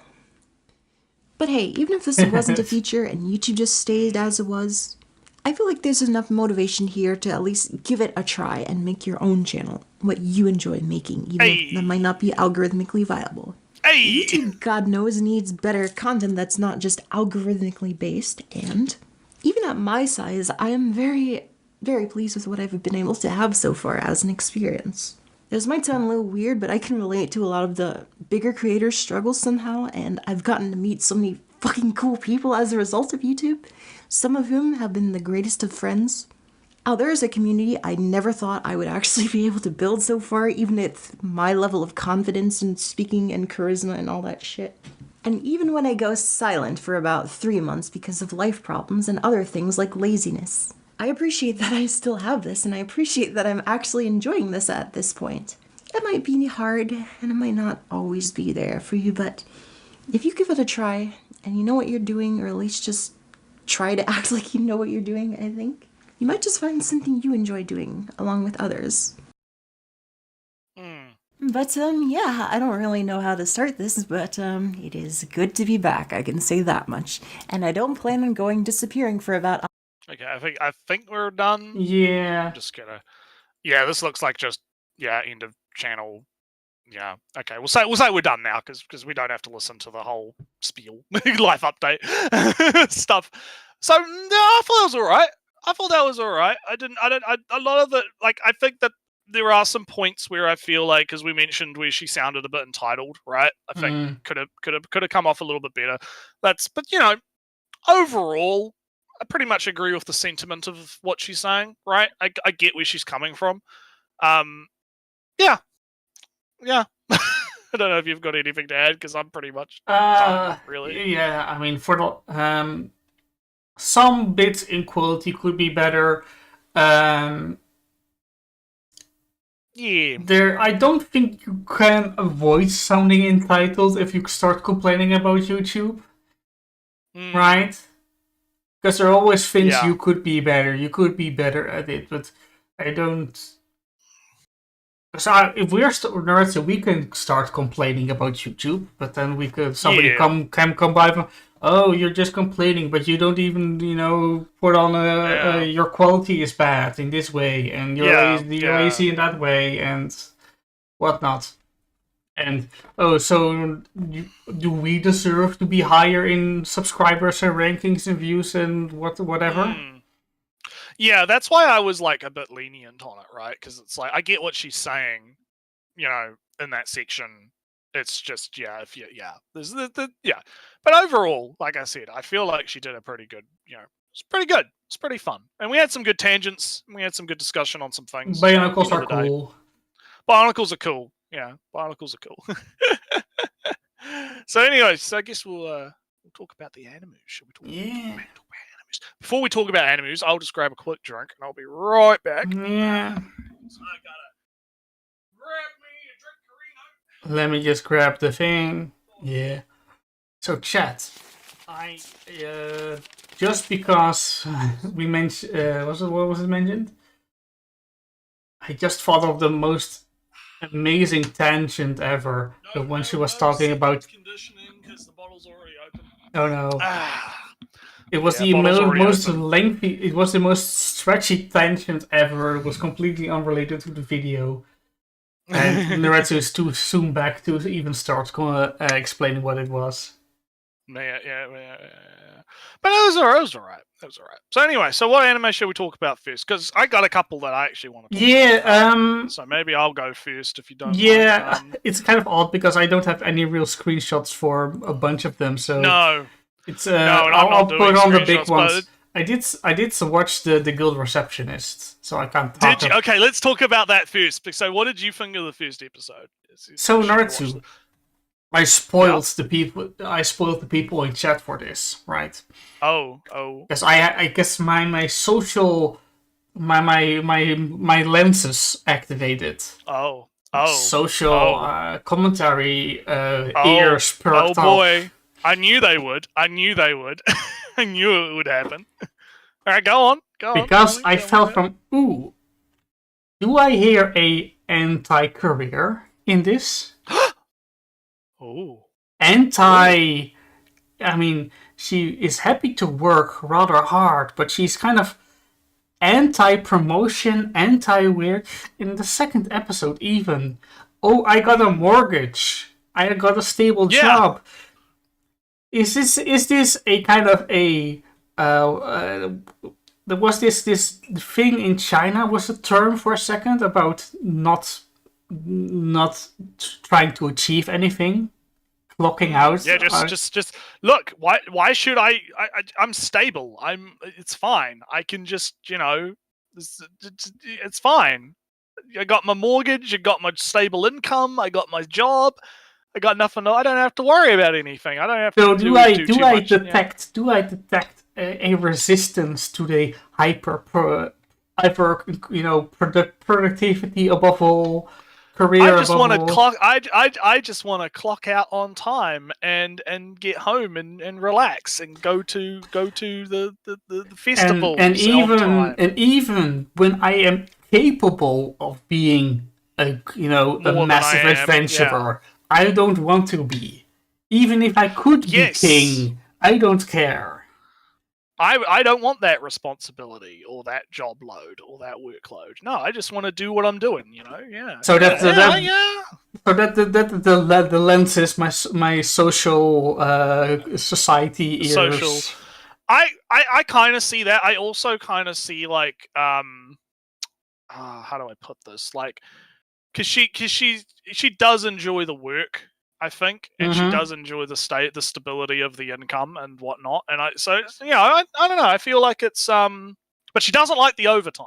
That's the problem. Right? That's the reality of things. Even in your happy, stable job, there are things that you do not like in your own job. Yes. So I guess we could kind of move into episode 2 a little bit more. Because you mentioned last episode already.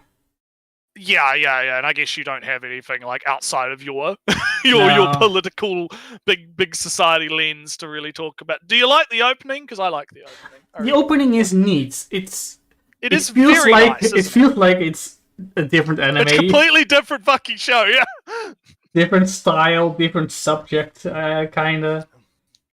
Yeah, but it's chill though. I kind of like it. It's chill.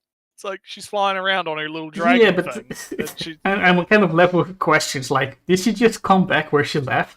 Did she go? Yeah, what's the context here? What's going on? Maybe did she just fly a circle and go back? Why? So big things happen this episode. So because we left off, there's a disgruntled customer, right? Disgruntled customer is harassing her workmate, and she's like, "No, sir. So please calm down. There are no secret guild missions. What are you talking about?" This feels like this is just my sovereign citizen videos watching. Yeah. Oh no, I do have a bond with the treasury that's worth billions, but they won't give it to me. Yeah. Why won't you give me the secret quests? Why don't you do that? Or it feels like in another way, or the pedophilia in the pizza shop, or the graveyard. I want to dig up the graves in the graveyard. Yeah.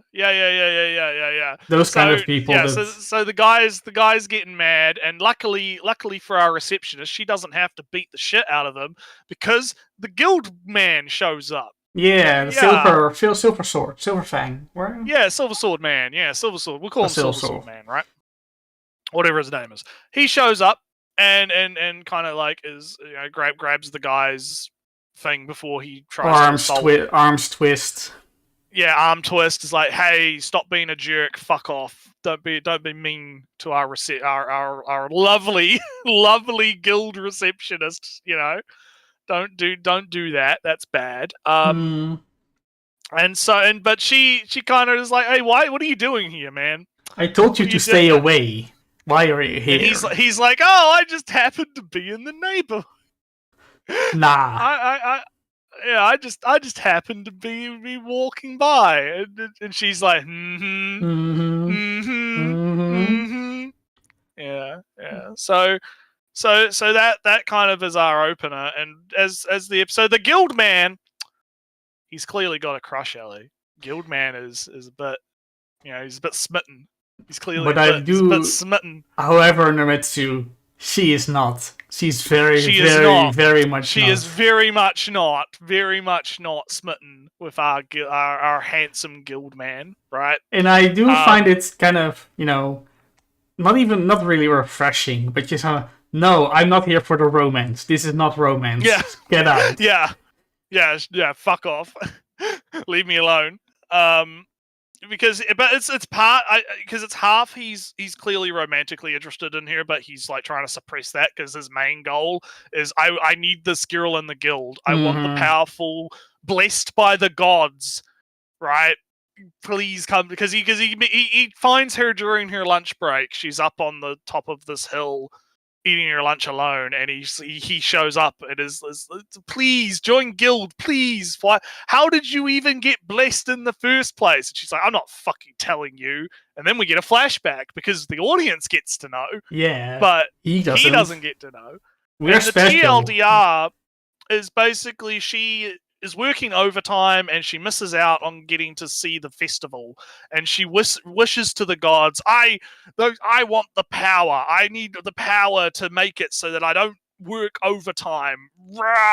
And then have you ever heard the famous saying, Ellie, be careful what you wish for? Be careful what you wish for, because you might just get what you wish for. Well, that happened to her, and that's how she got blessed by the die. I think it's the die, D-A-I, the gods. They blessed her with her special hammer powers, right? And so essentially, that's kind of it. Yeah, that's part of the episode, is her just kind of telling the guild guy to fuck off, and also just trying to live her life. She's in bed. She wakes up. She's reflecting, man, I got this mortgage on this house. I've got my stable job. Good. Life is good. In the middle of town, they've brought a raid boss into town, Ellie. They've put it to sleep. We're very odd, but all right. Yeah, I was kind of like, that seems kind of dumb, but okay. And our disgruntled customer shows up and has decided he's going to be an asshole and takes control of the golem and is causing havoc. He's blowing stuff up. He's fighting with Silver Sword Man, right? And they're having a big fight, right? And our guild girl sees all this from outside the window of her work, and the guy shoots out a bunch of stones, and you're never going to guess what happens, Al. Where does one of those giant boulders land? Her house that is not paid off yet. Her house that still has 30 years left on the mortgage. And she is fucking... I love how pissed she gets. It's great. Because she gets, like, legitimately fucking mad. When she does get mad, right? She gets really fucking mad. And so she becomes the executioner again and shows up and beats the fuck out of the golem and almost kills that guy. Like, fucking annihilates him. And Silver Sword Man is like, yeah, oh, she's so cool. She's so cool. Oh, man.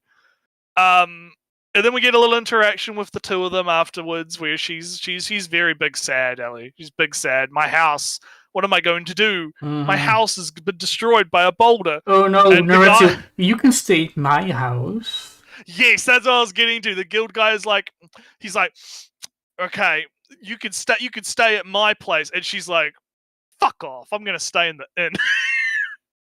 I'm clearly going to stay in the inn, you dumbass. Why would I ever consider that? I already have a Yeah, plan. why would I ever think about that? The dynamic these two have is so funny. I love it. It's great. Because she's so fucking mad. It's great. Anti-romance but- is a path that more shows should take. It is. It is. It is. So then, we introduced to a new character. New character shows up. Hooded bearded man shows up with his assistant and is like, that executioner person showed up. I'm going to use my magic power. What is the magic power? We'll find out in a second. But before that, she's got to work some overtime. But Silver Hair Man has shown up as well and is working overtime with her and helping her. And she's like, I don't need your help. But then turns out he's actually really good at doing the paperwork. And that pisses her off even more because he's naturally good at it. Yeah, that's a thing. So to me, that was an interesting kind of comment, like, because I mean, putting the society hat back on, right? Mhm. Natural talent, you know how I'm back when Kaiju 8 was happening, right? The whole like natural talent versus, she had to make all the mistakes and go through all the tribulations so that she could get good at the paperwork, so she didn't have to work overtime. And yet here's this fucking pretty boy motherfucker coming in. Oh, he can just do it really fast and it's all correct with no mistakes, and he didn't have to go through all the pain I did. Fuck him, asshole. Yeah. Right? And so it was pretty good. But what ends up happening is in their little argument, the little red thing, the little artifact that she crushed that artifact in episode 1, suddenly it comes to life, Ellie. Ooh. And what is it? It's a quest. It has a quest in it. Ooh. And she's like, I want nothing to do. You can deal with that. I am. It's your artifact. I don't fucking care. And he's like, all right then. I guess. We also get a bit of an introduction to the guild receptionist's co-worker after this, where she is a big fan. She's a stan. She stans the executioner. Big stan. But why does she stan?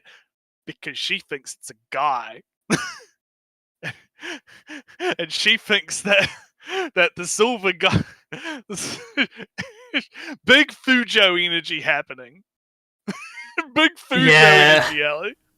Big, ooh, the yaoi is happening. Oh, it's so cute. Oh, I hope she hits me with her hammer. Wait, what?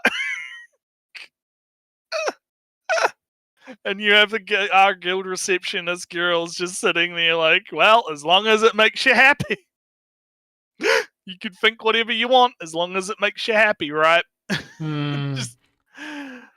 So then, to the end, and all right, to finish up, they're in the guild, and suddenly the big boss of the guild pops in, not the silver-haired guy. Big boss man. It turns out big boss man is the hooded old man that we saw earlier, who has the power. His fancy power is to look into the past. Yeah. And see what happened at a particular location, and therefore he could see her when she was there in the past and get her identity. And now Nretsew, she's been found out. And direct to the headquarters of the guild. Yeah, it's all over. So not her workplace guild thing, but the she works at the quest receptionist thingy midigi. The questing. She works at like the place where you pick up the quests, and then there's like the headquarters for each of the guilds, and so they've gone to the headquarters. I guess of the party guild, headquarters basically. is maybe more clear. Yeah, kind of like that, right? Because her workplace employment is not technically with the guild because there's more than one guild, right? It's just she's part of yeah. But basically, she gets dragged to the headquarters because the big boss man is like, yeah, we need to have a chat. We need to have a chat. And she's very dejected. She's very like, no, I'm gonna get fired. And the guy, Silver Sword Man, is like, I gotta cheer her up. And he's like, I fucking hate you. you told on me. He's like, what? No, I didn't tell on you. What are you talking? And she's like, no, fuck you. I hope you stub your toe and die. And he's like, no, she hates me. Now she hates me now. She hates me now. And then the pink-haired girl is like, well, I mean, I don't think she ever like. And the guy's like, no, don't kick the man while he's down. Don't. but it's true that he's like, no, don't do it. Don't. He's already depressed enough. We don't need to make it worse. We don't have to make it worse, right? And we end the episode with basically she's been brought to like the arena or the training area, I guess. And what I assume is going to happen is that the big guild boss man is going to fight her and determine, okay, how strong are you? If I win, you have to join my party guild. Yeah, and if I think that's what's going to happen. Is it's going to be a big fight. But I think so. Would you agree with me that this is the sleeper hit? Because I think this is the sleeper hit of the season. I don't think so yet because you're not convinced. I'm not convinced because it might, for me, it's cheating, but Orb is for me. I mean, I discovered it this season. So I mean, you came on that late, right? But yeah, it is a sleeper. Also, the detective doctor, good potential to be fun on that. Yeah. Good potential, yeah. And it's maybe cheating in another way, but Apothecary Diaries is introducing a new mystery. If I will just, if you can.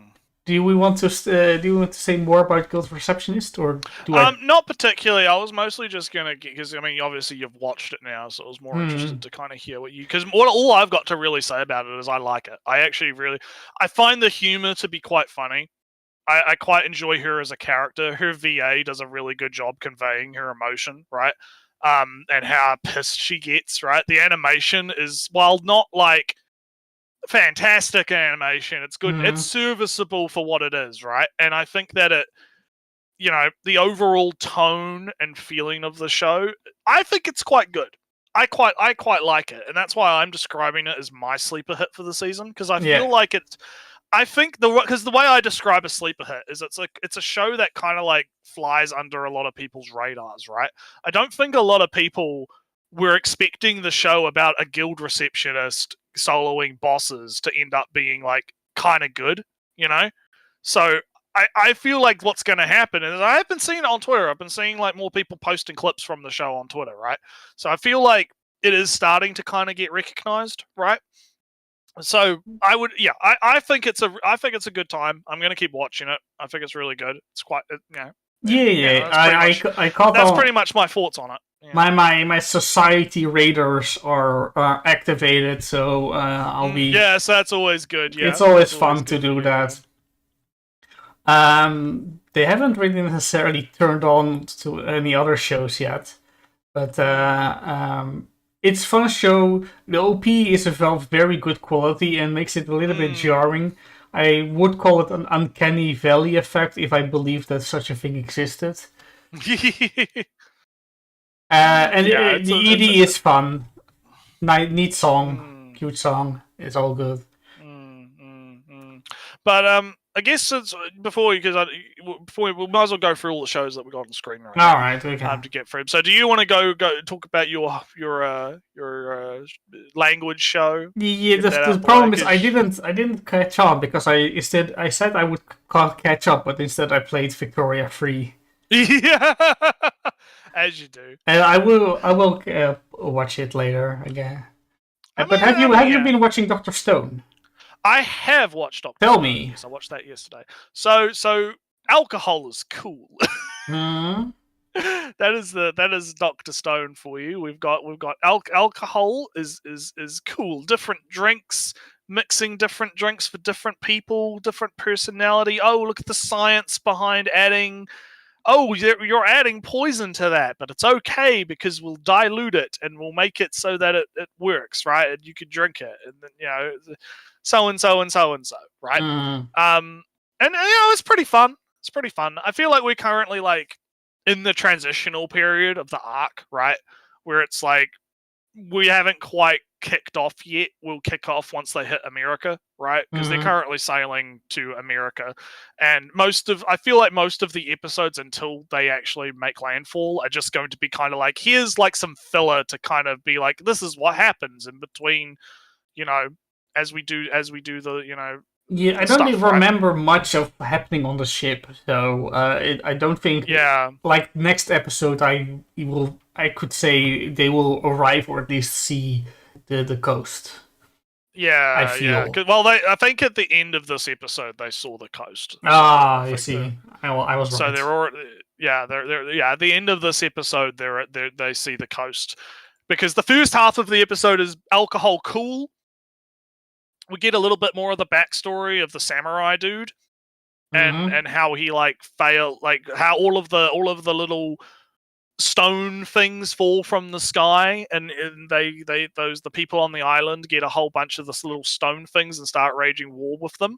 Yeah. And his master ends up getting his arm cut off because he was getting turned into stone, because they didn't understand that obviously like getting turned into stone is bad shit, right? Well, it's functionally death. I mean, if you to them it was death, right? To them it was going to be death.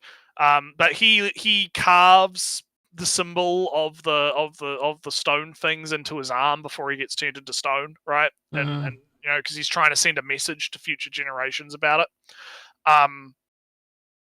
So yeah, it's one of those. Yeah, so we get a little bit of his backstory in that regard, and we learn that that's kind of what happened to him. And he posits like an interesting kind of question in it too, where he's like, why did whoever sent the Y-Man, right? Whoever sent the fucking stone things down, why didn't they just turn everyone into stone? If they wanted to turn everyone into stone, why did they send down the little tiny stone devices that people could use to turn, like, to fight as a weapon, right, amongst themselves, right? What was the purpose of that, right? Because they started with the whole world. Yeah, because he started with doing the whole world, and then now that it's like there's like tribes and stuff. Why did they send it doesn't make any sense, right? Doesn't really work in the motivation.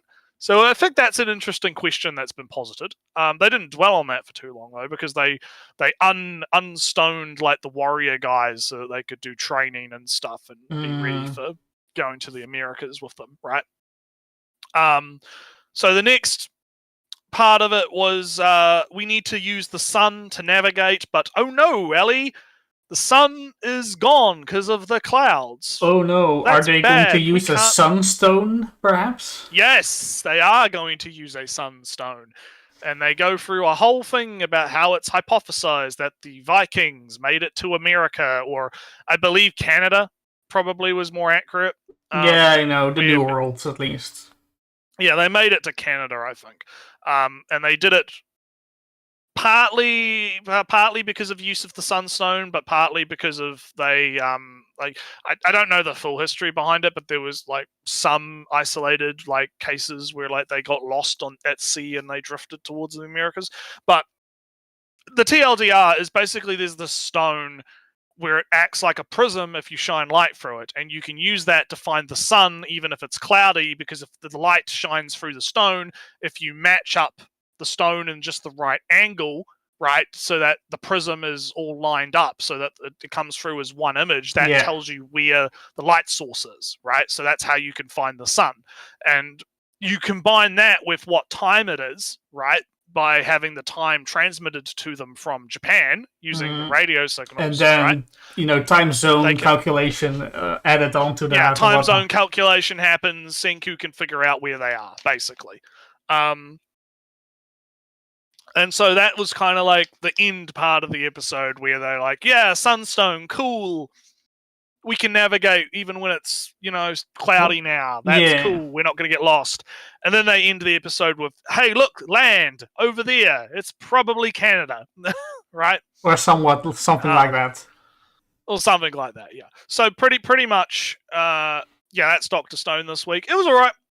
It was okay. Hmm. It was alright. I mean, it's just more Dr. Stone, really. There's not much to really talk about with that. Is there something notable about with the beasts? The S-class beast? The what? The S-class. Oh, yes. So what happened in that one is something a little bit interesting happened in that one. So we find, okay, there's demons, and they're going on a quest to kill the demons, and they join up with the party of one of the guys who was in the party of the legendary heroes, and he's a sword man, right? Mm-hmm. Big sword man, and he's super cool. And you know, he's a pretty boy, and you're thinking, hey, this guy's gonna be a ladies' man, right? He's a pretty boy. All the girls are looking at him, and he's all cool. And you find out he's gay. Oh, he's big gay, and he's had relations with the guild receptionist dude who wears makeup in a bikini, who's muscly, big muscle man. He's big gay. A lot of subverting expectations in this show. Actually, it's quite cool. Gotta give him props for it. It is pretty interesting. I do have to say, Nretsew, I kind of another man that might be a threat to potential romantic relationship. Nah, that guy is gay. You kind of get that, but he's not like flamboyant gay.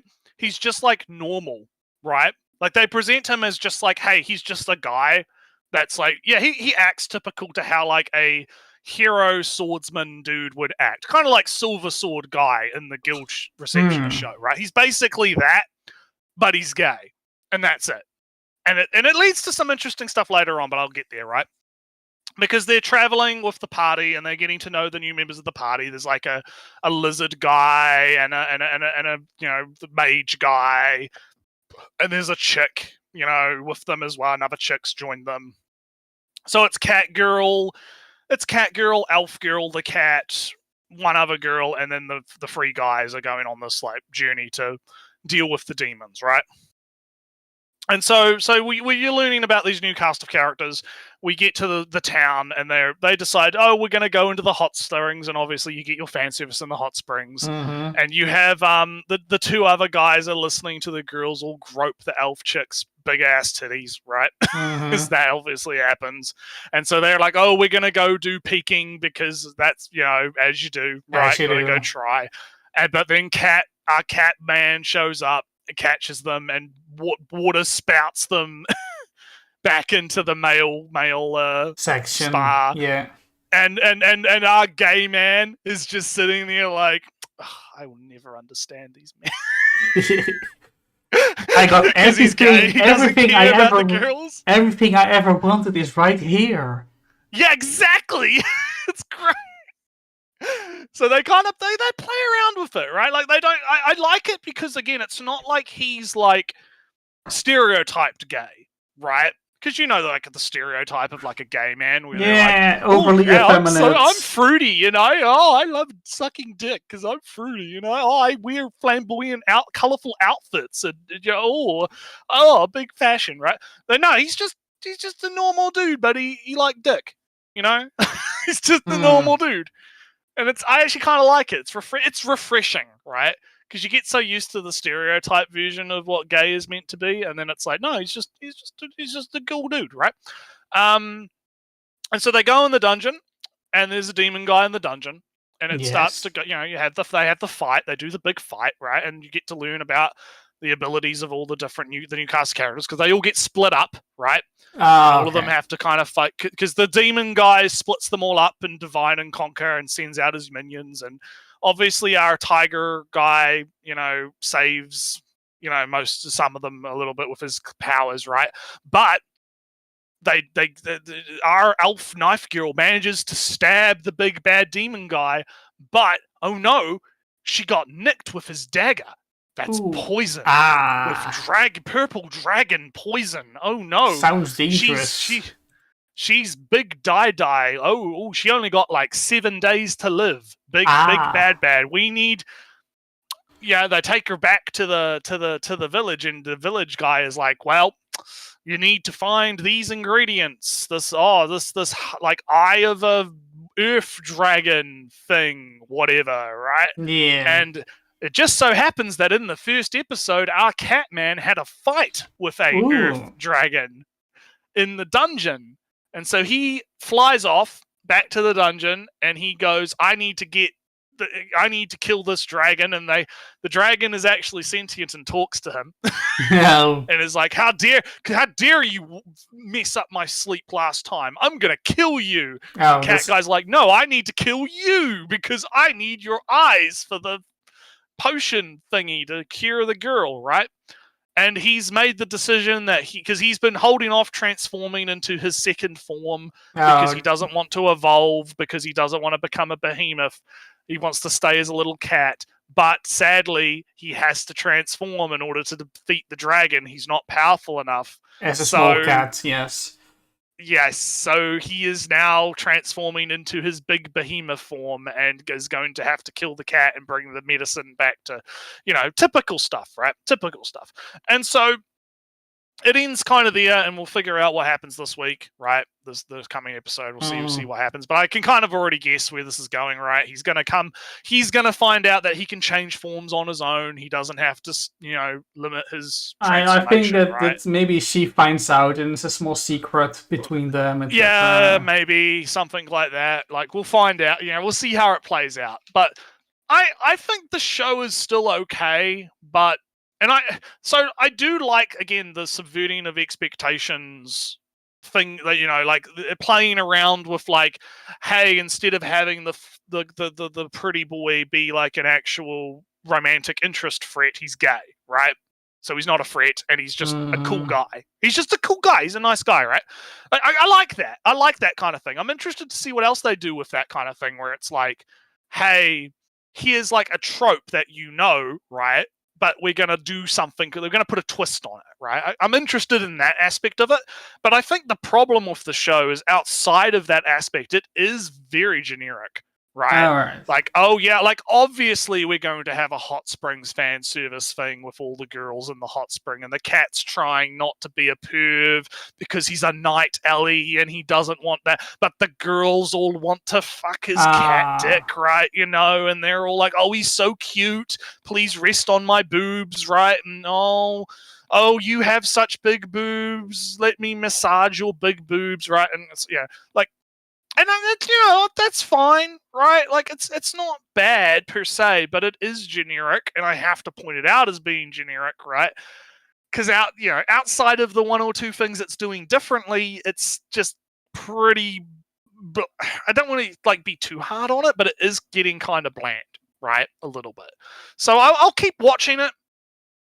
White woman animator show, yeah, it kind of is. It literally is, yeah, because she still wants that cat D. She makes it very clear. But it's outside of the one or two things it does kind of differently that are interesting. I feel like it's like if Guild Receptionist is the sleeper hit, this show is just the sleeper. It's not woke, right? It's sleep. It is asleep. Guild Receptionist is woke, and then this show is the asleep. I sleep versus awoken, right? It's kind of like that. But we'll see. Maybe it does something that kind of like changes it up, and that'll be enough to keep me engaged. But so solo leveling is the last thing you've got up there. Should I break it up and just talk about Apothecary Diaries? I mean, I can just go. Well, I mean, it's more so because you're going to have to change screens to talk about Apothecary. Well, that's just very easy for me.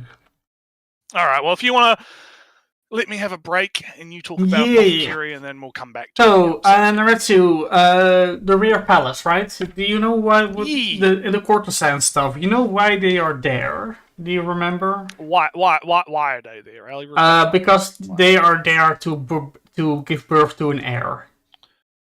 Yes, big ear need keep dynasty alive. He's not married. Right now. So there is no empress. It's just they need oh, if he dies, we need line of succession. So we just courtesans are also allowed. So 4 courtesans and other concubines are no, it's not concubines. It's not courtesans. It's concubines. 4 concubines, main concubines. There are other concubines that he could also pick from. Basically, big harem get here. Yeah. Basically. So Nretsew, this episode is where a lot of tension surfaces. Oh. Because, last episode, Kitty, there's a cat. Yeah, kitty cat shows up, yeah. But in this episode, hey, there's a caravan. And there's, the rear palace has rarely contact with the outside world. Even, with the outer palace, rarely contact from inside, or where all these women are. So there's a caravan. Rare opportunity to get some new clothes, some fashion, some spicy herbs and whatnot. So they go out to do some shopping and get some spices and whatnot, and then kind of it's one thing after another. Mao discusses all right, this place is pretty clean because the emperor looked out to the west and from they got some good sewage system over there. Let me just put it in here. So the rear palace has some good sewage systems, and if they go through the effort to show it on a map, that means it's going to be important later, right? One of these ways will be a pathway of secret things are going to happen with this map. Yeah. But other is Nretsew. There are 4 concubines, head concubines. The one where Mamo is stationed is pregnant again. It might be his son, so it's very important. But if people discover that she's pregnant, there will be assassination attempts, poisoning attempts. Yeah, big. We need to, solidify our own power. Yeah, so we just poison her so that she gets an abort. Yeah, big medieval abortion hours. Yeah. Yeah, for poisoning others to avoid pregnancies and whatnot. So, but Nretsew, they do some shopping, and there's a lot of selection. Oh, it's all the same style. It's fine. We get some clothes. But Nretsew, it's very odd. All the clothes that our concubine gets offered are clothes for pregnant women. Why is she offered clothes for pregnant women? Why? Suspicious. Because it's a secret, you see. Nobody should know that she's pregnant, and yet she's offered clothes for pregnant women. And then suddenly, Mamo, she's also do some cleaning, regular, clothes cleaning, washing. And she noticed perfumes. Perfume smell. Oh wait, these perfumes have stuff that are toxic to pregnant women. Why aren't all these someone knows. Somebody knows. Somebody gives out clothing for pregnant women and then puts all these perfumes and odors and spices and whatnot that are all toxic. Coincidentally, all of them are toxic to pregnant women. All of them are toxic to unborn fetuses. So it's getting real suspicious. Moves are being done in the background, but there's no players being surfaced right now. Also, another concubine is probably pregnant. The upper right corner is not our main concubine that we know. Multiple pregnancies going on. Yes, and scheming to force abortions on them. So yes, because gotta solidify those power structures. Yeah. So it's a lot of tension because there's a lot of moves being played and setups, and oh no, it was just the perfume that I got this perfume and I was told it was in fashion. I didn't know. I didn't know it was toxic. A coinky dink. I got this new coinky dink. I got this new fancy spice that is very tasty. It's very tasty. Yeah. Oh no, it was toxic to your unborn child. I didn't know you were pregnant. How could I have known? Oh no. Those kind of moves are being played. So there's a lot of tension build up. So in next episodes, I assume that a culprit is being pointed at, a secret laboratory is being unveiled where all these perfumes are coming from, and schemes are being done. There's already one death. One person is poisoned apparently. So Mama will come onto the scene as an apothecary. Go, she was poisoned by this. And that makes reminds me, Nretsew, the detective show didn't have a new episode. No episode this week. No episode of that. Okay. So you can talk about your solo leveling quick. Yeah. So solo leveling. So we left off last episode in episode 1. Trapped in the Red Gate. They're trapped in the snowy Red Gate with the snow elves and the beers, and he's killing all the beers, and he's grinding the beers to level up, and it's big beer time. Now, so the other adventurer that came with him, the higher ranked adventurer, his party, fucking decimated. All dead except him. Big kill. The elves are like chopping the heads off the guys and tossing them at the high rank guy to taunt him, because the elves are sentient and they have, they're not just beasts, right? And so he screams. Yeah, he screams and he runs away. And the elves let him run away because obviously the elves are trying to lure out the Shuns or whatever his name is, other party, right? So this guy who's been wandering in the forests, running away from the elves. He's hungry. He's tired. He's fucked up. What's that? It smells like food, Ellie. Smells like food. Ooh, it's food. So what does he see? He sees Shun's team, all those low rank, those puny. They'll just be garbage. They'll be dead weight. They're gonna die anyway, Ellie. They're just you go with the E rank guy. Fuck off. You're all gonna die anyway, right? They're in a fully functional camp with heaps of food, because you also have to remember time is working differently inside the Red Gate. So like an hour in the Red Gate is actually like a week or something, or like a month. Like outside, time is normal. Inside the gate, if you spend like a day in the gate, it's like an hour outside. So in reverse, yeah. So like in reverse. So it's like so the guy's been wandering the forest for like 5 days. Right? Yeah. So you can't, and our boy has just been killing beers the whole time. He's been like grinding, right? He's been getting some levels, right? All the while, all the people on his side of he's been providing for the guy. They've been, giving them the meat and the food and the stuff, and he buys warm weather gear from his like little HUD menu because he can buy stuff, right? He has a bunch of money, right? Yeah, hyperbolic time chamber, yeah. And so he gives, so they're living it up, Ellie. They're living it up. They're having a camping trip in the Red Gate, and our guy, our fella, he is fucking pissed. He is absolutely fucking livid. He's like, you betrayers! How is this possible? How do you have all this food? Fuck you! I'm gonna kill you! Fuck you! And then Sun comes in and slaps him so hard that it like flings him like fucking free. Yeah. and knocks him out basically. But the elves have arrived, because the whole point was the elves were using the other guy to track down our boy. And it turns out the boss of the gate, who is the elf, he can speak. He speaks. Oh. And Sun is like, oh, you're speaking. But it turns out he's speaking in Monster.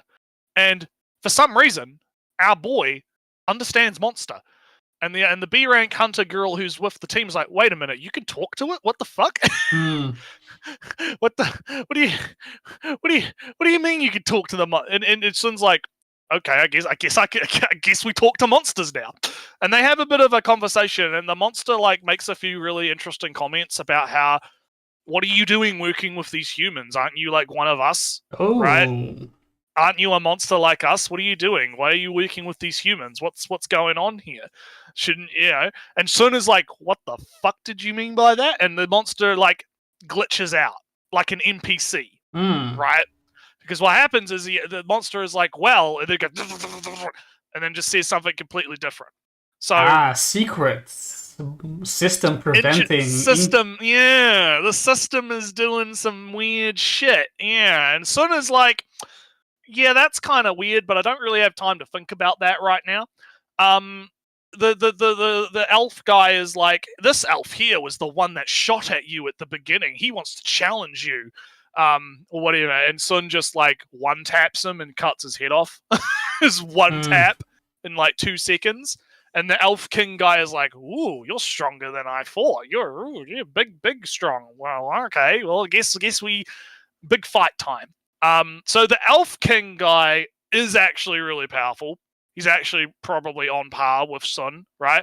The other elves are like, all right, whatever. I'll let the Shadow Army deal with them. They're fine. But the big elf guy and Sun get into a big fight, and it's about evenly matched, kind of. Sun has to bring out his night guy to help, right? Do some tag team, and it's still pretty bad. The B rank hunter guy wakes up, and he sees his sword in front of him, and then he sees Sun fighting the elf guy, and B rank guy is still fucking pissed and is like delirious because he's like had no food for 5 days, right? And he runs at Sun and is gonna try and stab Sun and kill him. It goes about as well as you'd think, because here's the thing, Ellie. This was all part of Sun's plan. Ooh. It's all part of Sun's plan. So I see.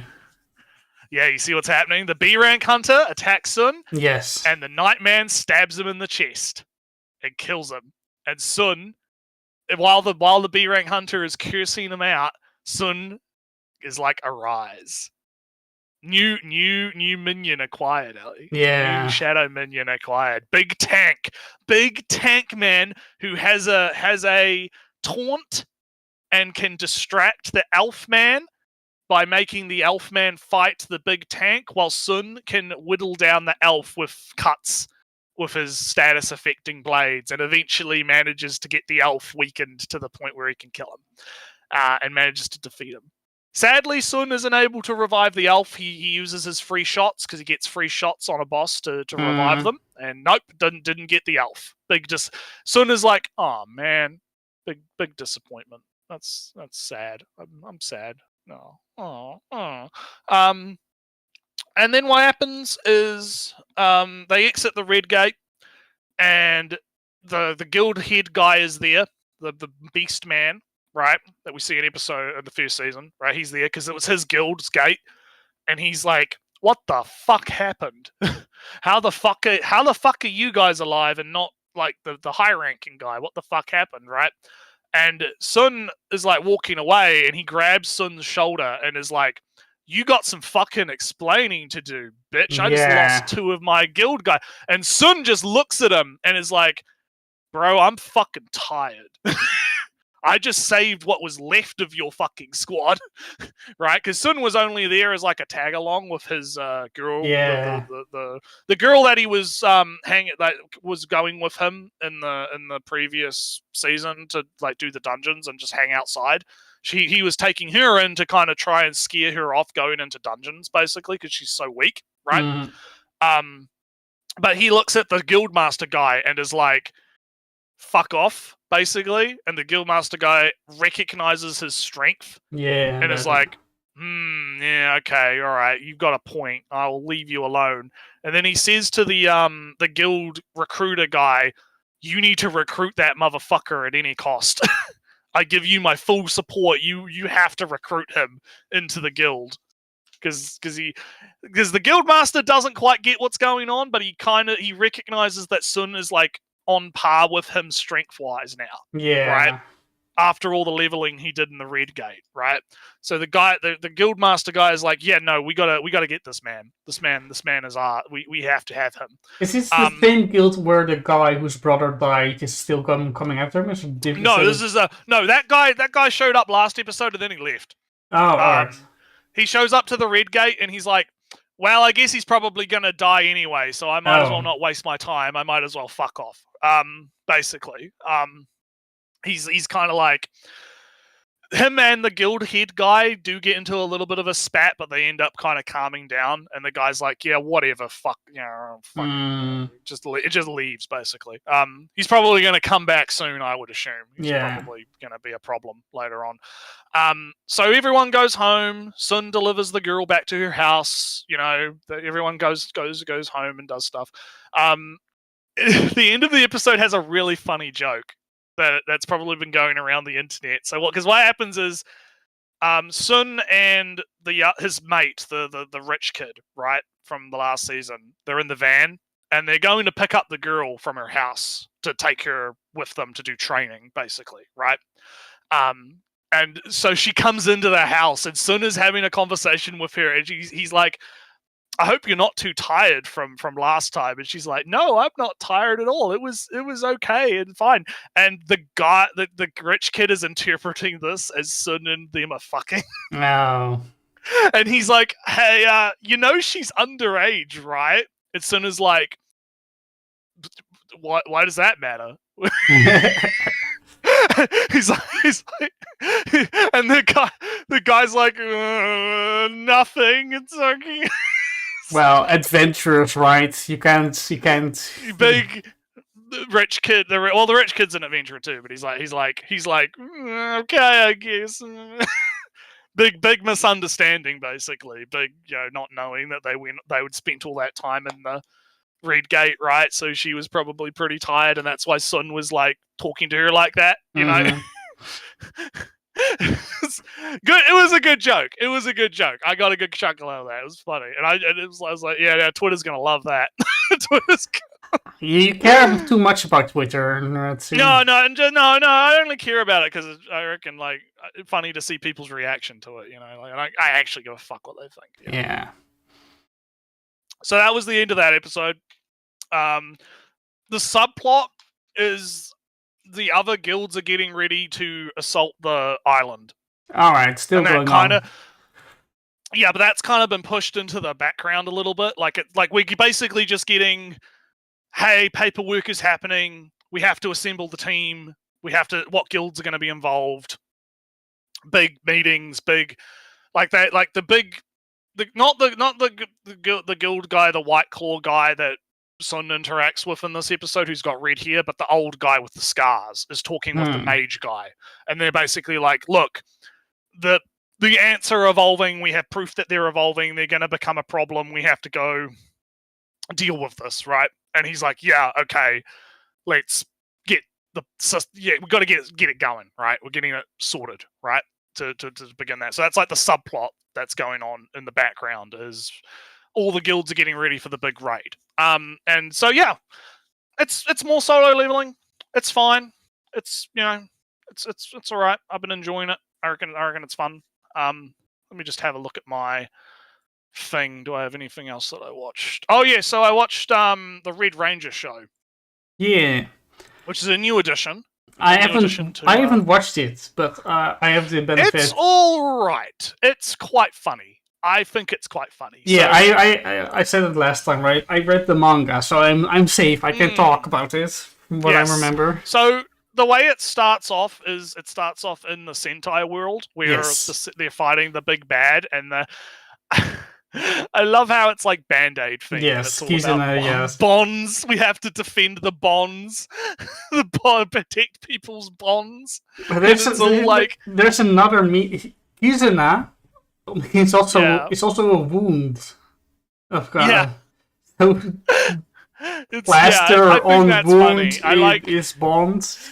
I like the theming. I think the theming is quite funny. Yeah, and it's clearly like meant to be like a parody of like, oh, it's an advertisement for some like Band-Aid brand or something, right?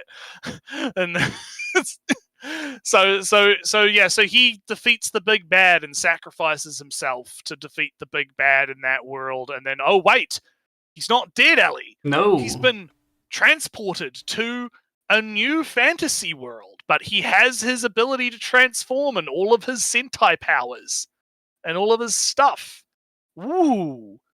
And then a few months pass, and we fast forward to Big Titty. I'm going to call her Big Titty Witch Girl. Yes. Big Titty Witch Girl is assessing adventurers for a task, and they fail, and the golem kicks them out. And she's like, God, I wish I could get some adventurers that are competent. And then in comes our Red Ranger fighting the golem because he thinks it's kidnapping the other adventurers. And he's like, watch out! This golem is kidnapping people. It's bad. And she's like, that's my fucking fault. That's my familiar, you dumbass. And he's like, oh, it's part of the test. Okay, I understand. And then he does his transformation and it causes an explosion behind him. And she's like, wait, what the fuck is going on? What? It's not magic. He's not using any mana. How the fuck is he doing this? And she's really, really fucking confused as to what's going on. And he transforms and he beats the golem and he introduces himself. I am the Red Ranger guy. Yeah, I'm big bonds. Bonds are cool. And she's like, what the fuck are you talking?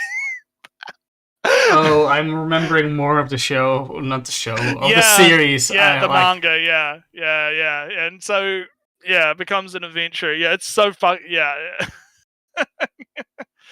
Oh man, yeah, it is cool.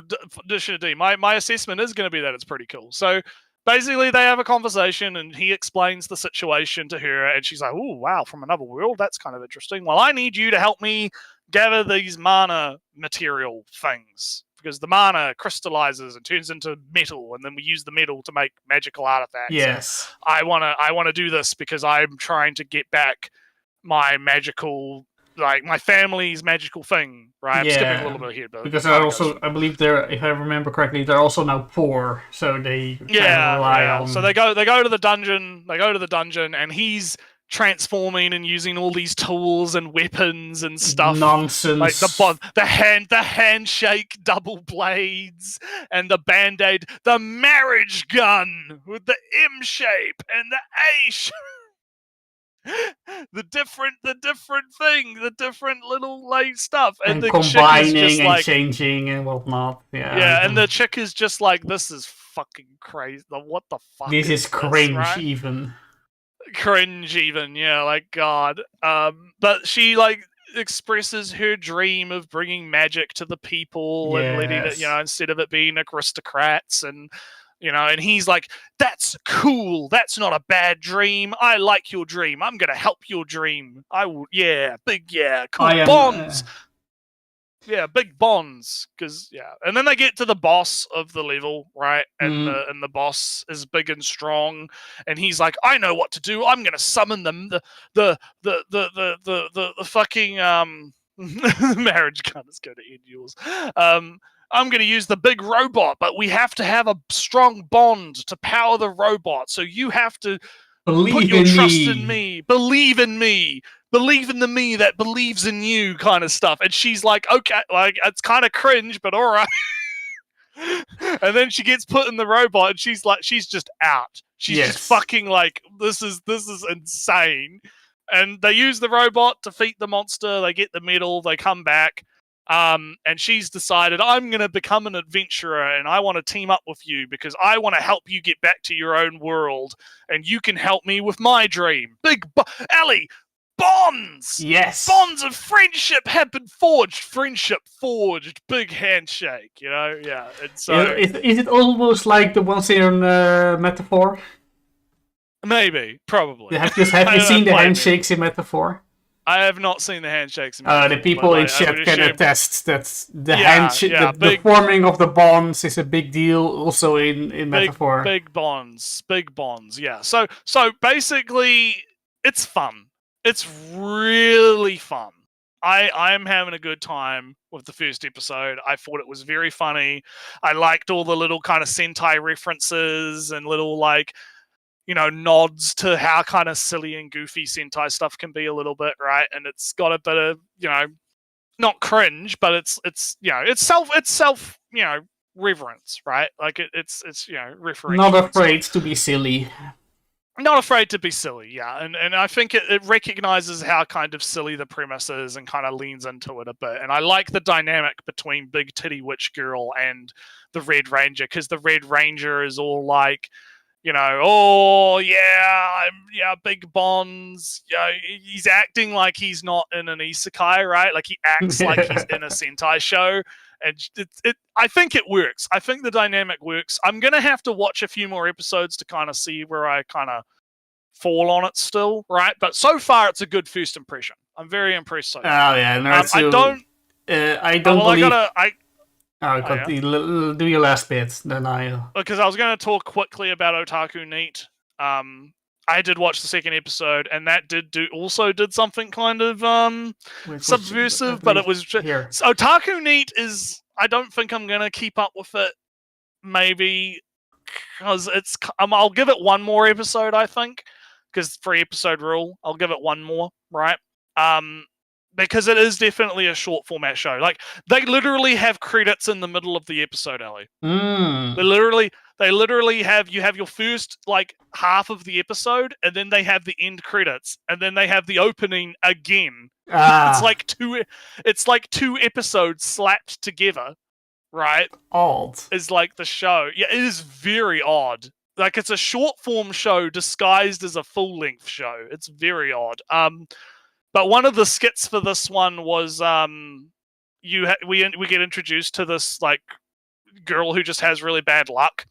Bad luck is her curse, and she's like fallen in love with her master, but she can't protect her master because she's so bad luck, and it leads to shenanigans. But it's boring, to be honest. I'm not interested in it. But the second one, we get to see our sadistic lesbian girl show up again. Right, big sadistic lesbian from the first episode. Isn't it masochist? Oh yeah, the masochist. Yeah, the masochist lesbian. Yeah, she shows up and she attempts to kill our protagonist office worker man while our girl is asleep. Neat girl is asleep, and he's out getting something. But they get attacked by an evil yokai. Evil yokai shows up, starts beating the shit out of our masochistic lesbian. And she's having the time of her fucking life. She's having the time of her life, Ellie. She's super getting turned on by this. But then she's like, oh no, I'm running out of magic. If I run out of magic, something bad's going to happen. And then, big explosion. No. And the secret, Ellie. The secret is revealed. It turns out. She's flat. It is not. No. Even better.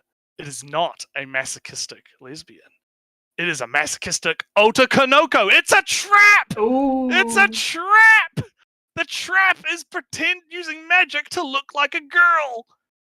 But it's a trap. And the trap is... Ooh, but oh no! You know my secret now. Oh no! Oh no! Ninja Girl woke up. Ninja Girl is here. No, the Ninja Girl can't find out my secret. Please, no. Oh God, no. Also. Oh no! So our protagonist man, good guy that he is, protects our trap masochist and is like, "Oh no, you got it all wrong.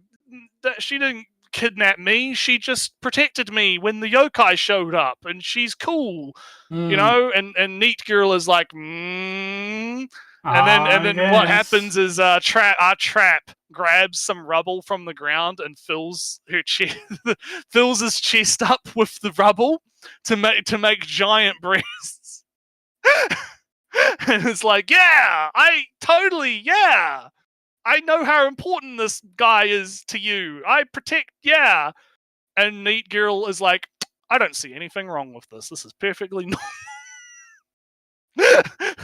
Even though the breast size of the trap is now like 5 times what it usually is. Anyway, I gotta go. Goodbye. Later. Later. So that was kind of funny. I thought that was kind of funny. That was a good one. That was fun. But overall, though, the problem with the series is I feel like it's not hitting. It's missing more than it's hitting. Right? It's kind of my problem with it. So I'll give it one more episode. I'll give it the 3-episode rule. If I'm not feeling it by the 3rd episode, I'm probably going to drop it. Yeah, I won't talk about it on the show. I guess so. So what do we got left? We got OG-san, and then have you got anything else? OG-san. What do you mean? Oh yeah, the reincarnated. Yeah. I forgot. Yeah. I forgot to make new thumbnails for it. Oh no. But because I kind of feel like it's not really I'll put them on of the last episode because it's not really a show that really warrants it. It didn't really change that much either. Really. Like, no, it's kinda... I do have to say there are flashes of they got some detailed animation going on, some detailed movement going on in this moment. I mean, the OP and the most of the OP and bits of the ED have that flash of fluid and smooth and movement of dimples in the. Put your hand on your mouth and see the dimples form, pushing into the skin, kind of levels of animation. But yeah, what do I have to say about the show itself? Our man is being slowly is adjusting, is getting acclimatiseerd.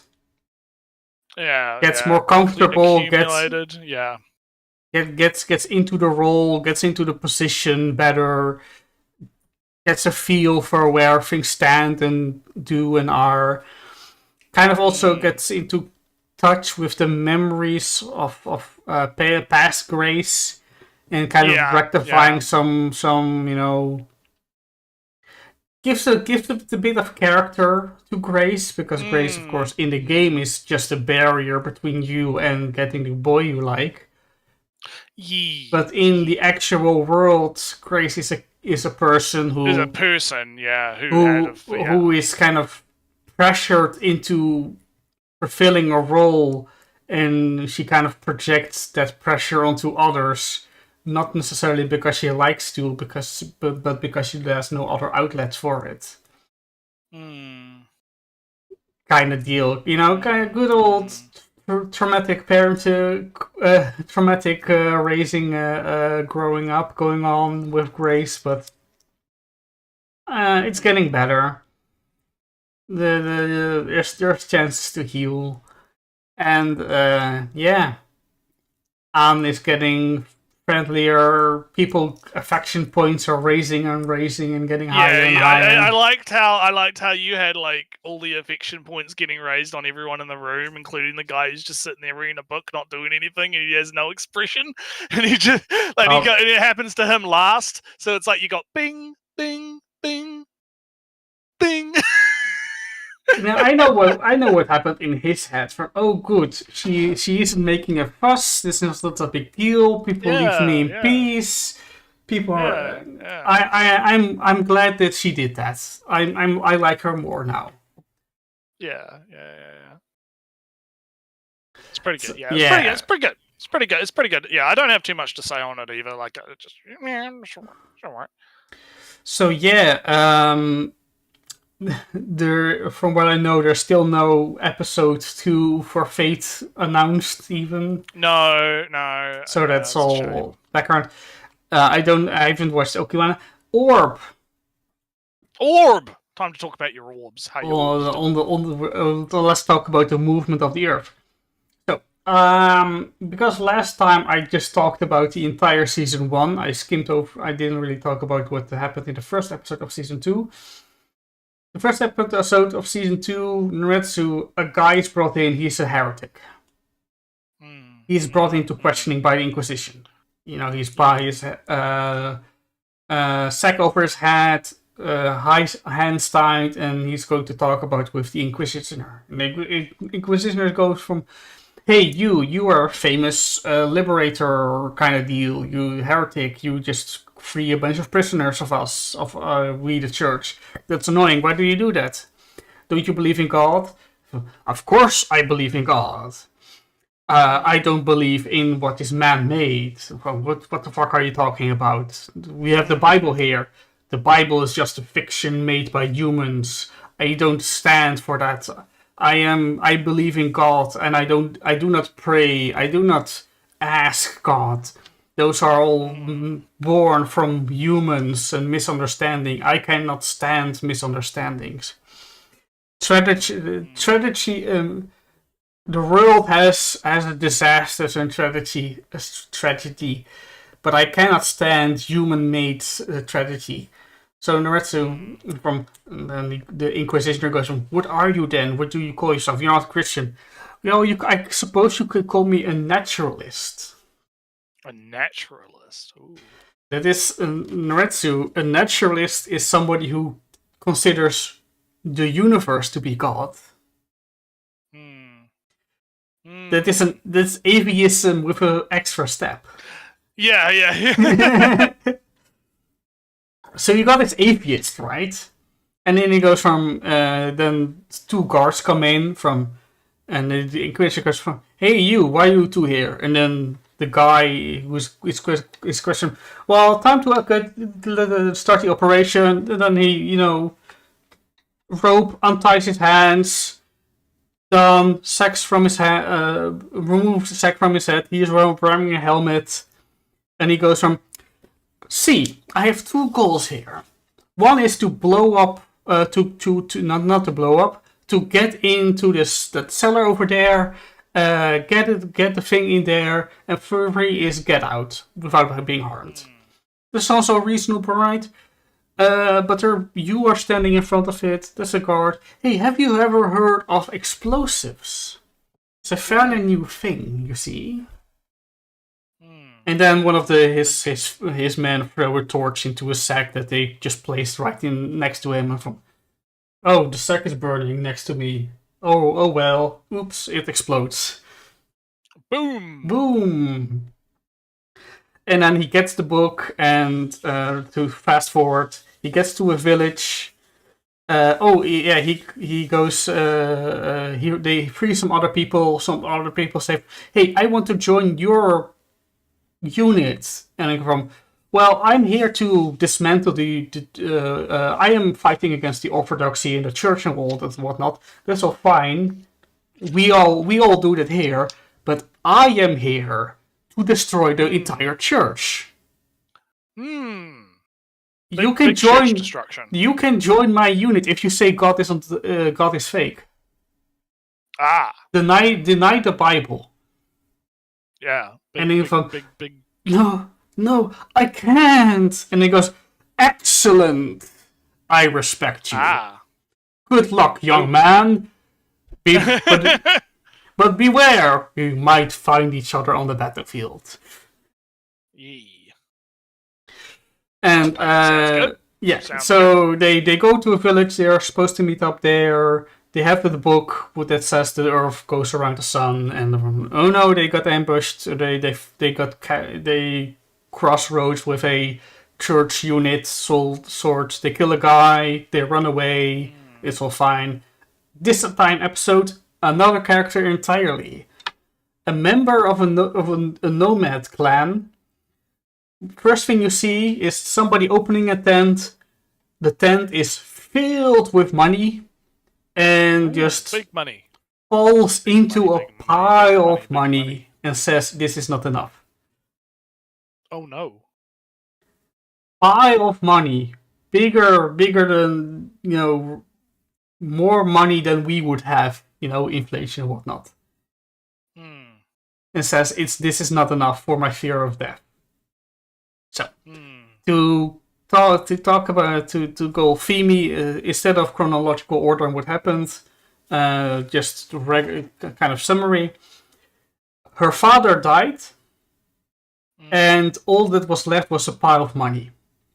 Why did father? And she was very sad of that, and she kind of associated it happened during the morning. That's why there's a morning sun with a small child in there, and she kind of associated the morning rising sun with father dying, and this was kind of God's plan and all that whatnot. And she's very sad and wants to kind of, every morning she leaves the tent, leaves kind of the nomad camp, family, clan to do this. And kind of the uncle over there, top right, says, hey, you're sad because everything is because of God, and mornings means that I have to be sad for God, otherwise Dad is not in heaven or whatnot, all that kind of religious stuff. And the uncle comes in from, hey, let me tell you something. God doesn't exist. Ooh. So don't be sad for God, just be sad. It was a tragedy of the world, so that's easy. So 2, don't believe in God. 2, you can do what you want. You're not limited by God, what God wants and whatnot. And 3, you can do what you want with that. and follow your own convictions without God. Because God is stupid anyway.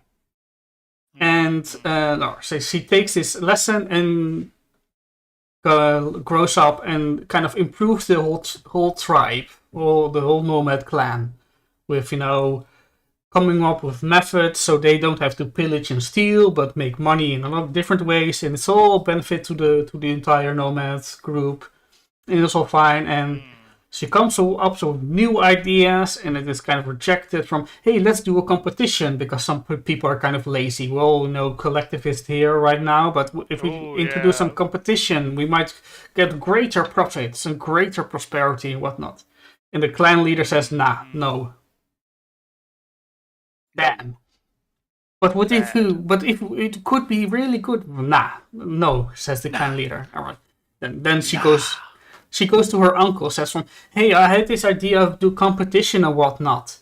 And then he goes from, no, that's a bad idea because we are way too small of a group, and competition would only work in a larger group. But with a larger group, that could get other problems. And he goes from, damn. Then she goes, damn, that was a bad idea. This kind of reminds me, to kind of sidetrack a little. So in GFL 2, there's an event where it focuses on like a doll community, and the doll community is run on democracy. Yes. Right?